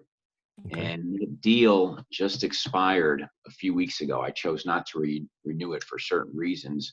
So my question to you is there a certain protocol I can take with this to get this in the hands of director of your caliber? Because I don't want to be too timid, but at the same time, I don't want to cross any lines like I'm, That's pushing. okay, your manager does it. Yeah, well, in a situation like this, it would go through Liz, since I know Liz, but generally speaking, it's those relationships that are going to be everything to you, as you know. Obviously, we're able to get the screenplay option one time. I would only thing I would recommend that I do anytime you option your material, and particular material off the market, make sure that whoever you option to has a solid plan, and you feel and you believe it. In other words, this person, can option anything. The reality is, this people have to have a plan and have that kind of track record of being able to take a piece of material and run it through the finance and distribution and getting and have a plan to actually make the film. So generally speaking, it's always best to go through management, because what management can do is, first of all, they can package it with other talent. They can just present it, because anything that, like, for example, Liz sends me, or and I introduce Liz around to people, my guys like Richard and Elias and folks like that, and with other companies, and so we're all sharing information. And again, I'll say it again, finding a script is a solution to a problem. Just trust me when I tell you that. It sounds like, oh, there's so many scripts. No, they're not. No, there's not. Okay, we're looking for scripts all the time, and we're like literally sitting around, we don't have any scripts, and so just never, and this is actors too, do not care or listen to the statistics. Don't worry about it. Just move forward. Just because we're constantly just trying to find each other in this craziness. So you got to raise your hand and say, I have something, and get it to the right people and go from there. Yeah, that's really good advice. I appreciate that. And that deal was something I did before I met Liz. So I can understand on my end, it was something that I jumped into just because I was excited that somebody really liked it and be a little deal. So I said, what the hell? I have nothing to lose. But it's nice to have somebody on my team now that can guide me through this. That's correct. Yeah. Make sure you understand their plan and you believe it. Because people will just collect stuff and go from to coffee shop to coffee shop saying they got a bunch of scripts. It's best to deal with the filmmaking team, management team that has the right contacts. And bottom line is, if we could get a script, it's most likely going to get made. We don't have some big inventory back here decorating my house with a bunch of scripts. We only get scripts that we know will get made at some point. Wonderful. Well, thank you very much for your time. Thank you. Sure thing. Thank you, William. Thanks, William. So I think the plan with William is we're going to do a table read in the next week, so we can really hear the story and the script. Cool. And then, I was going to approach maybe Justin or Elias or you or Richard. And of course, all the other people that I've got in the industry. But Fraser, I've never sent you a script. In 10 years, you've just been sending scripts to me. So I'll look forward to reading it. Would it be you that would want to read it, or would it be more Justin or Justin reads them first? I'm not a big reader. Some people read. I'm not a big reader, but I'll definitely read it. But Justin reads it first, and Jeffrey, and then they tell me what they think, and then it goes. Same with, we send it to Richard or Elias. They won't read it either. They'll send it out. Okay, maybe it's worth just bringing Justin in quickly so he can say hello to everybody. So Justin is one of the producers always on your films, and he does a lot of the casting. So he's like the gatekeeper really for you, and he's who I always send the tapes to. Like, we work together as a team, finding your talent. Justin, are you there? Yeah. Hello? Oh, he is there. Oh no, here goes that phone he's got. Oh no. got the worst What are you sound in talking the about? world. I don't know what you're talking And you can't get your phone from Walmart, Justin. about. Listen, it's Mint Mobile. I'm kidding. Boost Mobile. Kidding. Justin's actually my neighbor. If we didn't have to wear masks, I would just invite him in here to do the Zoom for a better quality. No. I updated the app. I guess you have to update the app. I think a lot of people had that issue today. So my bad. What was the question? I'm sorry. We're gonna send a script to you. William has a script. It's probably about a 3 to 4 million budget, which is kind of in your wheelhouse. We're gonna send that to you, or we're gonna invite you into a table read. Okay. Great. Okay. Good. Yeah, Jesse does all that stuff. Yeah. Yeah. Let's his creative sensibilities are better than his phone sensibilities. All right. Everybody's got a joke. You Okay, should have so been a comedian, not a director. Well, why are you directing? okay. Go I ahead, think Liz, we we have to can say hear. goodbye to Justin right now because of the Okay. quality. Peace out, So Jay. thanks for joining us, Justin. So I think, William, you got into the inner circle of this group today, and we're going to move that script and see if we can get it like moving. Cool. Look forward to it. Yeah, it sounds great. I'm looking forward to it also. Okay, let's now go to Thaisa. You've had a problem with the app. You've been in and out. Are you in? Because if you are, it's your question. Yes. Hey. Hi, everybody. Thank you for being here. I think you already answered my question. It was mostly the idea of how you direct, let's say, the more known name actors versus how you would direct a lesser known actor. But I think you touched a lot on that. Feel like you answered that. I would say I would love to hear about, you mentioned at one point going to Brazil to film. Sure. And I know Gracie and we're both Brazilian, so that's quite exciting. That's quite interesting. I'd love to hear on that. Yeah, well, it's all up in the air now, to be honest with you. But yeah, we doing a film about an MMA, kind of washed up MMA guy, kind of like a little bit of an older Rocky, and he can't fight in the States anymore, so he goes over there and gets involved in this kind of fights that they're also kind of fight match, pit fight type things, underground fighting, which is kind of goes hand in hand with human trafficking. So they find this human trafficking ring that's kind of connected to it, because it's very similar to fight for money and do other things for money is relatively similar. And so this guy kind of becomes like a boxer, and then he learns MMA at a later years in his life. And so it's really good. It's pretty cool. It's got great twists. So we don't even know what part of Brazil we'll be doing it in, but so they'll let us know. But that's a go so film. This is very much in the September. pre-production phases and all.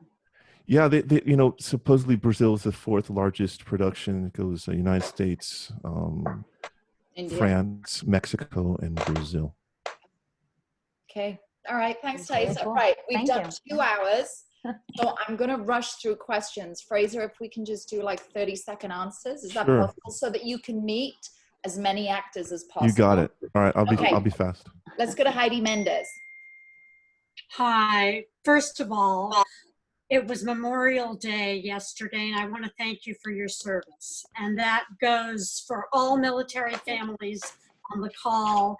I take it very personally, sacrifice and what military families do. So, that being said, quiero saber si hablas español, porque estás trabajando en México. Mm-hmm.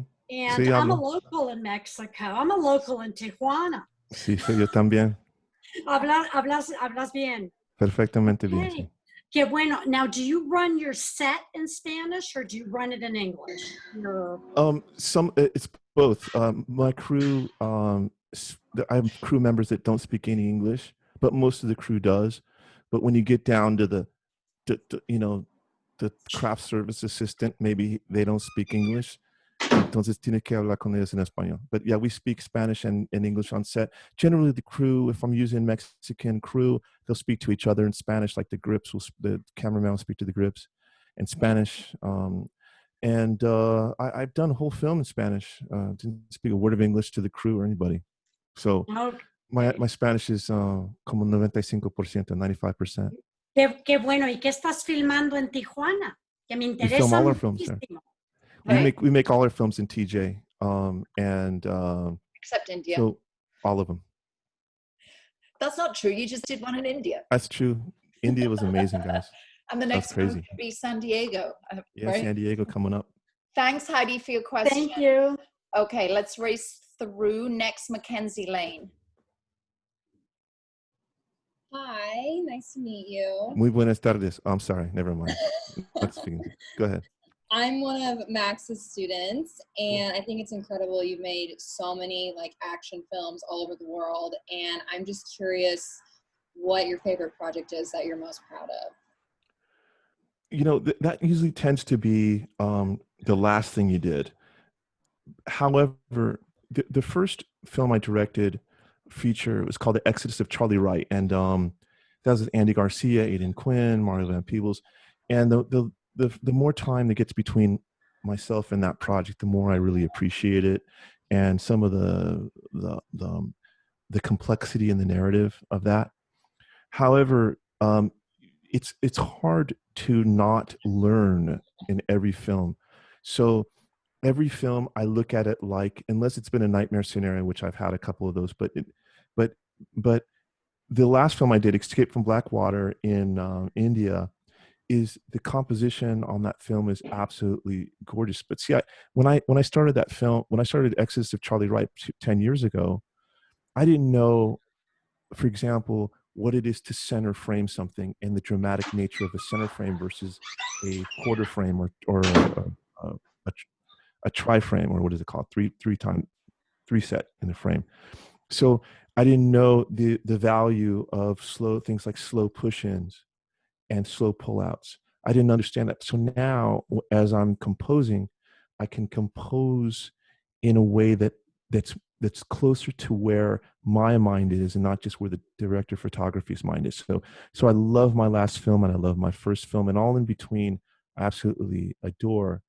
But I tend to believe that the best filmmaking should always be your last film, and that's I'm sticking with that. Yeah, I hope love that answers your question. Yes. Thanks, Mackenzie.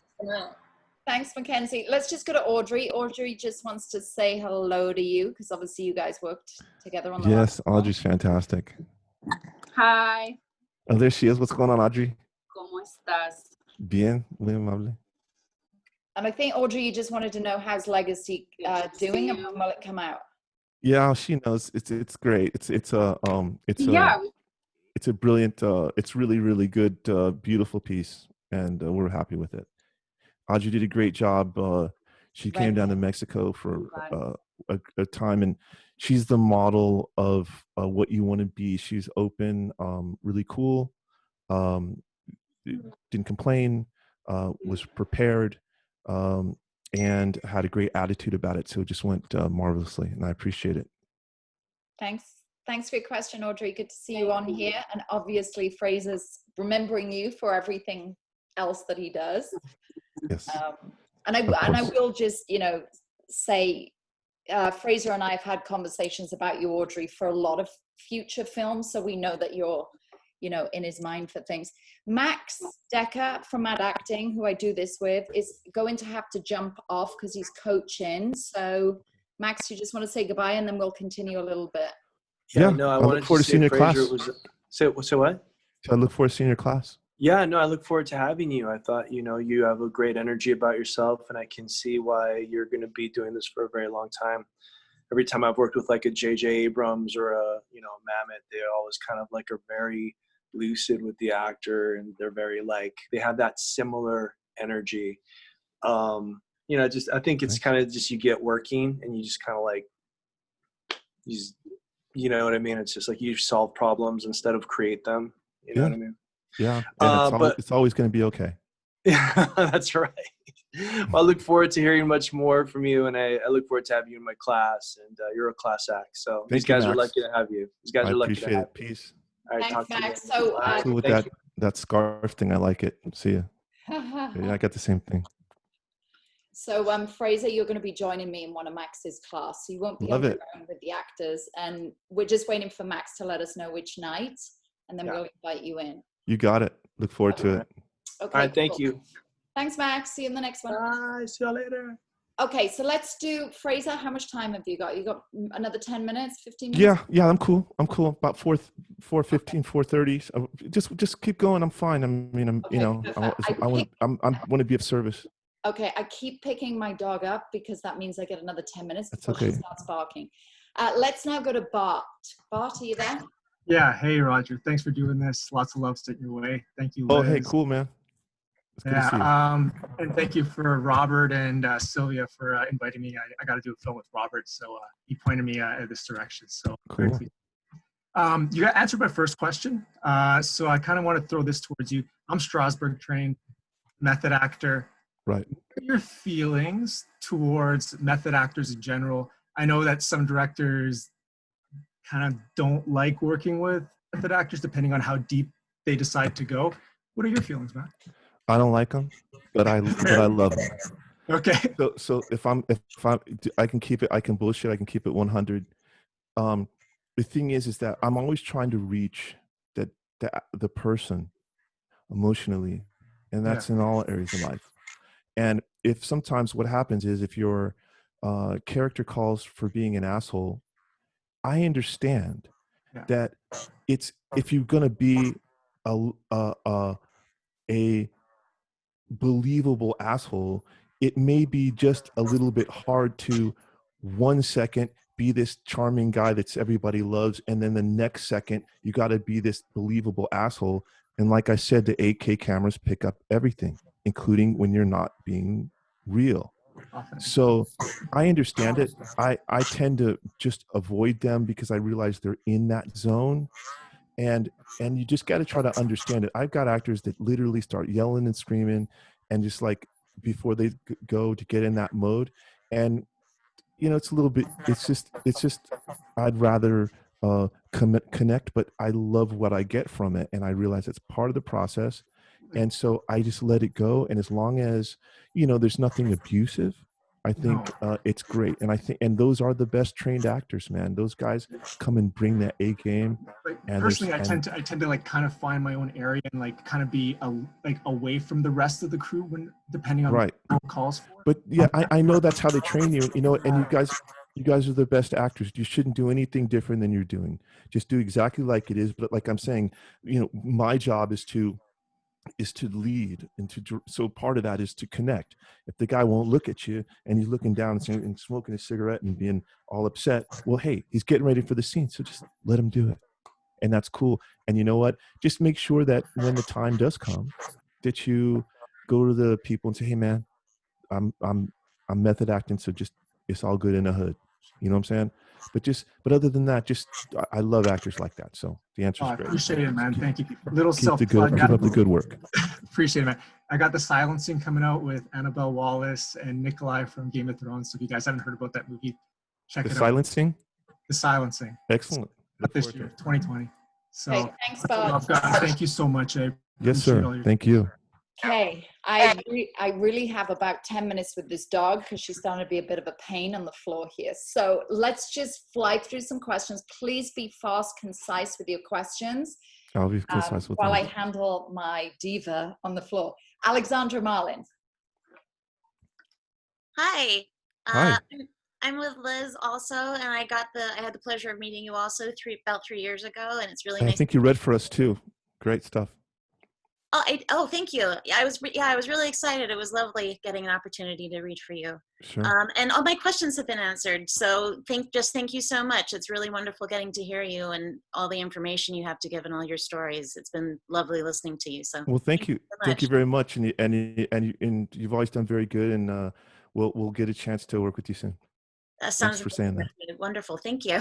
Thanks, Alexandra. Okay, so I think the next person's not on anymore, so I'm going to throw to, I don't think Kesha's in either. It looks like she's left. Christy Munden.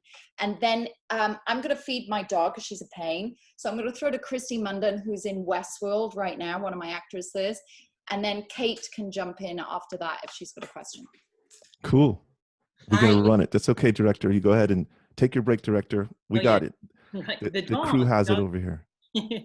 So is it Roger? Is it Frazier? Is it who? I go by Frazier and I go by Roger, and some people call me R Ellis, but it's mostly just anything. You know, you can call me anything you want. Just be Okay. nice about it. I like Frazier, so there's something about that. Cool. Yeah, I go. Most people call me Frazier. Well, I'm an Army brat. I wanted to tell you that. Cool. Yeah, my dad was in the service for 30 years, and you know, it was a good life. Mine too. Yeah. Yeah, it was really fun. So, and by the way, listening to you talk, I want to second what everybody's saying here about how you are just such a wealth of fascinating information, and it feels like we're listening to a great jazz musician talk about it. Thank you. There's no simple way to talk about good art, you know, or good craft, and Right. you are so complex in your answers and so inspiring. So Thank you. I want to second all this. So my question is about casting women. Now I know you have these very strong male thriller, you know, I can see from the work that you're doing what kind of films you're making, and obviously the audience that they're being directed to. But I am curious, are you open to someone, for example, like me playing like an FBI agent? I mean, would you automatically just say that's a guy? It's got to be a guy because you know the structure of your films, or no, you have to balance that. And you know, the good casting is the good casting. I mean, you know, school teachers, principal, FBI agent, senator. You could play all those things, and so the answer is no. In fact, you have to balance out your cast. I mean, you just don't want these, excuse my language, but sausage fests on every film. You have to spread out your cast to make it not all white, to make it not all, when we're in Mexico, we got to have some color, and you have to have some women in it. I'm always making sure that I put the women in those roles to make sure that it doesn't just be a bunch of dudes with a bunch of testosterone. You need other types of energy interjecting itself into the narrative. And when it comes to casting and stuff like this, we always, every role, believe me, especially past role 3, you know, we're looking, can we make this be a woman? That'd be better. Wow, that'd be great as a woman. That would add that much more character to it. So 110%, every role, literally every role is vetted against being either a female or male. That's great. And also race. That's great to hear. And the other thing I just want to say really quickly, Sure. because it can be daunting to go away on a film and go out of, I love Mexico personally, but Yeah. I would follow you to the ends of the earth. I totally believe that just from this, 2-hour Zoom, that there is a real integrity there about your process Thank and you. a real respect for human beings. And that's a big thing in this industry. So anyway, moving on to Kate. Thank you. Yeah. Thank you very much. Thanks, Fraser. Actually, it wasn't Kate that had a question. She was just telling us her problem with her app. So MJ George is our next question. How you doing, man? Thanks for your time and your insight. Oh, hey, MJ. How you doing? Good. I know that you shoot in Mexico a lot. Have you ever had problems out there shooting any projects, either with the police or with the locals or anything like that? The answer to that is no. Mexico is a wonderful filming environment. The issues we've had, if we're totally honest, have been 2 issues. One is the perception of Mexico, which means the actors are thinking, well, is it safe? And everybody, and it's a legitimate question. But the reality is, if you're not in a drug cartel, chances are something happening to you is very, very low. And we have done so much there. We know where all the bodies are buried. We know cops. We know we have plenty of security, although it's not needed all the time. The only thing you get is crowd control, really, meaning, people are going to be curious, but there's no safety concerns in Mexico, especially not in the film business. If you mind your own business, and aren't, trying to take over a drug cartel while we're filming a movie, then everything should be fine. And plus we host you, and we make sure of that, and we make sure that, you're brought in, you have your room, you can get to set, that you're not just wandering around aimlessly in Mexico, that you know where I was everything just is. wondering about that. Was it like a territory control or something like that? Like, hey, No, you're in we've our had territory. no problems, and the only issues you've had is, frankly, Americans coming down there, getting used to stuff, and then getting too drunk and things like that. They get too comfortable, Great. So Great. everything's been fine. Okay, Well, thanks. thank you. Okay, Thank you. I'm going through the chat as fast as I can. So now we've got a question from Kate. Hi. Hi, Kate. Hi. I think you've really answered most of my question, but I did have to laugh when I heard your writing process, because I say that I just eavesdrop on my characters' conversations and type as fast as I can. Right. That's exactly true. Yeah. My question, I'm a theater actor, and you know, in theater, you have the luxury of having an extended rehearsal period. Do you have any tips for being able to sort of intensify and maybe compress that process to get to the meat of it faster? Yeah, I don't rehearse. I don't do rehearsals. It's one of the reasons I really like trained actors, because I want it to be as organic as possible within that particular scenario. So we rehearse inside the blocking. Let's figure it out. Now, if it's real ultra super complex, maybe you can do a little bit of rehearsals. But generally speaking, in the moment on the set, you can't do that anywhere else. Maybe you can learn your lines. I do appreciate that you know your lines, but let's figure it out as a team for the camera all together.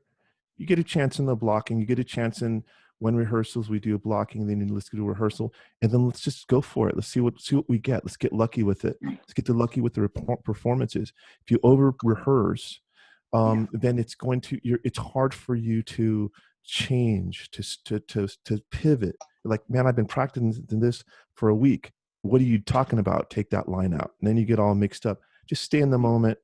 And the blocking is very similar to rehearsals. So that's the kind of the way we do it. We just make sure that the actors work it out amongst themselves, and then the director's job is to capture that properly. Thank you. I appreciate that. Oh, Sure I'm thing. one of Liz's clients as well. Wonderful. And Good, I'm sure I'll see you then. 5'10". I'll work on getting shorter. Hey, there's got to be some hack for that. Life hack. Okay, we're going to do 3 more questions. That is it. You got it. So Ali Bustle or Ali McCormack. Are you there, Ali? Yes, I'm here. I know, Ali. Hi. I read for you for Escape from Blackwater. From Blackwater. Cool. Yeah, it was a great read. Just great stuff. Oh, thank you. It was a pleasure meeting Paul, and just watching you today and hearing the way that you're answering all of these questions. I really feel like I missed that opportunity to get to That's okay. There'll be plenty more. I hope so. Thank you. So I'm going to be fast, so you don't have to answer any questions because you kind of hit on it earlier. So I just wanted to say hi and really thank you for being so gracious with your time and sharing all of your knowledge, because I've hopped on a few of these industry Zooms, but never with a director. So it was really interesting to hear your point of view and just, try to absorb all your knowledge. Great stuff. And you did great. You're very dedicated, and I really appreciate it. Paul really liked you a lot, and next time it was just, how it is. So, but keep going, and you're doing a great job. Thank you. That's kind of you, and I can't wait to see the film. Sure thing. Thanks, Ali. Thanks, darling. Sue Shaheen is next. She's one of my top actresses, just did NCIS, recurring guest star. But I think her question may be answered already, but let's find out. Sue, you there? Hi. Hi, Sue. Thank you so much for your time. I mean, you did answer my question. Grace asked it earlier about would you cast somebody who didn't have a lot of credits just because they fit your character? And then I'm going to add on that question. You always say after number 3, you're more open to that. What if your first 3, they're all new faces? Would you do that? They can't be. Well, that has to do with, the question is, will the money do it? Look, if you're doing a film like Twilight, or I know what you did last summer, you didn't know those people. Star Wars, I think the actors were, most of them were new. Yeah, when you have a film that big, you have that kind of marketing behind it, then yes. But see, if it's a random lower budget film on Netflix or some sort of rental site, the chances of you clicking on that versus clicking on something that's got Julia Roberts on the front is it's very difficult to evaluate the movie. But if you have something like, for example, like a Twilight, you didn't know those actors before we saw them, or some of the horror films, but they have a huge machine behind it. Harry Potter, same thing. Marketing machine with all this different stuff. So I would love to put just the best actors in there. That's the way they did it in the 40s. When you could be, quote, discovered, in the 40s and 50s or whatever. But now, they require that we have, are able to collateralize the film and it's generally collateralized via its cast and its subject matter, and sometimes even the director. So that's just all it is. It's not that we don't want to discover the next brilliance. It's that we're kind of pigeonholed in the commerce elements of it. And unless we have that rich uncle that we can do whatever we want, we have to have those actors that are able to sell the films and collateralize. So you might and fight for one of them, though. What's that? So you might fight for one of the three, though. Maybe so. It just depends. You just have to cast your film in such a way that your posters look a certain way and your DVD covers look a certain way and your thumbnails look a certain way, so people will click it. And as long as that's the case, then it doesn't really matter. You got this cat in Tenet, the new movie. He's the brother in Tenet. I've never seen him before. It's the biggest movie of the year. So it's possible, but it just depends. But I understand what you're saying, and there's always that chance, always. Okay. So just always keep it positive outlook and just shoot as high as you can. Always. Thank you. All right. Thanks, Sue. Okay, I have probably about 2 minutes before my dog's going to pee on this floor. So last question is from Leon. Sure. Hi, hey, Frazier. And quickly, I want to thank Liz and you for giving us hope for a certain future in the uncertain present. Sure. So I don't want to take a lot of time. Quickly, I already asked, the question is, like, when you are making your films or you're acting from the beginning till today, because all the consumer behavior today is all about streaming, it's all YouTube or Hulu or Netflix or what's not. So the question is, do you have any specific format that you go with, thinking that, okay, this movie is going to be made, obviously we don't have a theatrical release, we're going to do this for Netflix, or your distributors take care of it? No, I understand the question. Here's the best way to answer it, keeping Amber in mind here and her need to go to the restroom. Look, we had this discussion on set before. We're like, look, man, this film is never going to be projected. Okay. And a lot of films aren't anymore. There's no shame in that game. But you don't, you don't always have to have this epic shot that's going to make you miss your day, make you not be able to finish your day, make you have to rush something, looking for an epic shot that's going to show on IMAX theater screen. Look, these are going to be streaming movies for now. And some of the biggest movies, I mean, last year, Extraction and other ones, they never saw a screen. And so what? They see our screens. So we make the films with it in mind that, look, it's content. We're not, I don't know if we're going for the magnus opus yet. It's a true masterpiece. We're making content. And so we do look at it like, this is going to be streaming. This is going to be a home video. It's going to be POV, or was it pay-per-view, PPV. Yeah. And we're going to make sure that we, do it as good as possible. We don't cut the corners, but we're realistic about, we have to keep performing. We have to keep delivering these films, which then brings us up that ladder. To stay down here and I got to have this shot and that shot because I'm a genius. Sometimes you're not going to get the best shot. Sometimes you just got to push through it and realize that it's going to be going to streaming. It's going to be going to pay-per-view, and just do the best you can and make the best film you can that you're going to be proud of. Give the performance you're going to be proud of. Get the film done in a way that you can be proud of and that your backers and the people involved in the film can be proud of. And then you live to fight another day. And that's the key. Okay. Beautiful. I appreciate that. Thank you. Sure thing. Sure thing, everybody. Okay, thank you, everybody.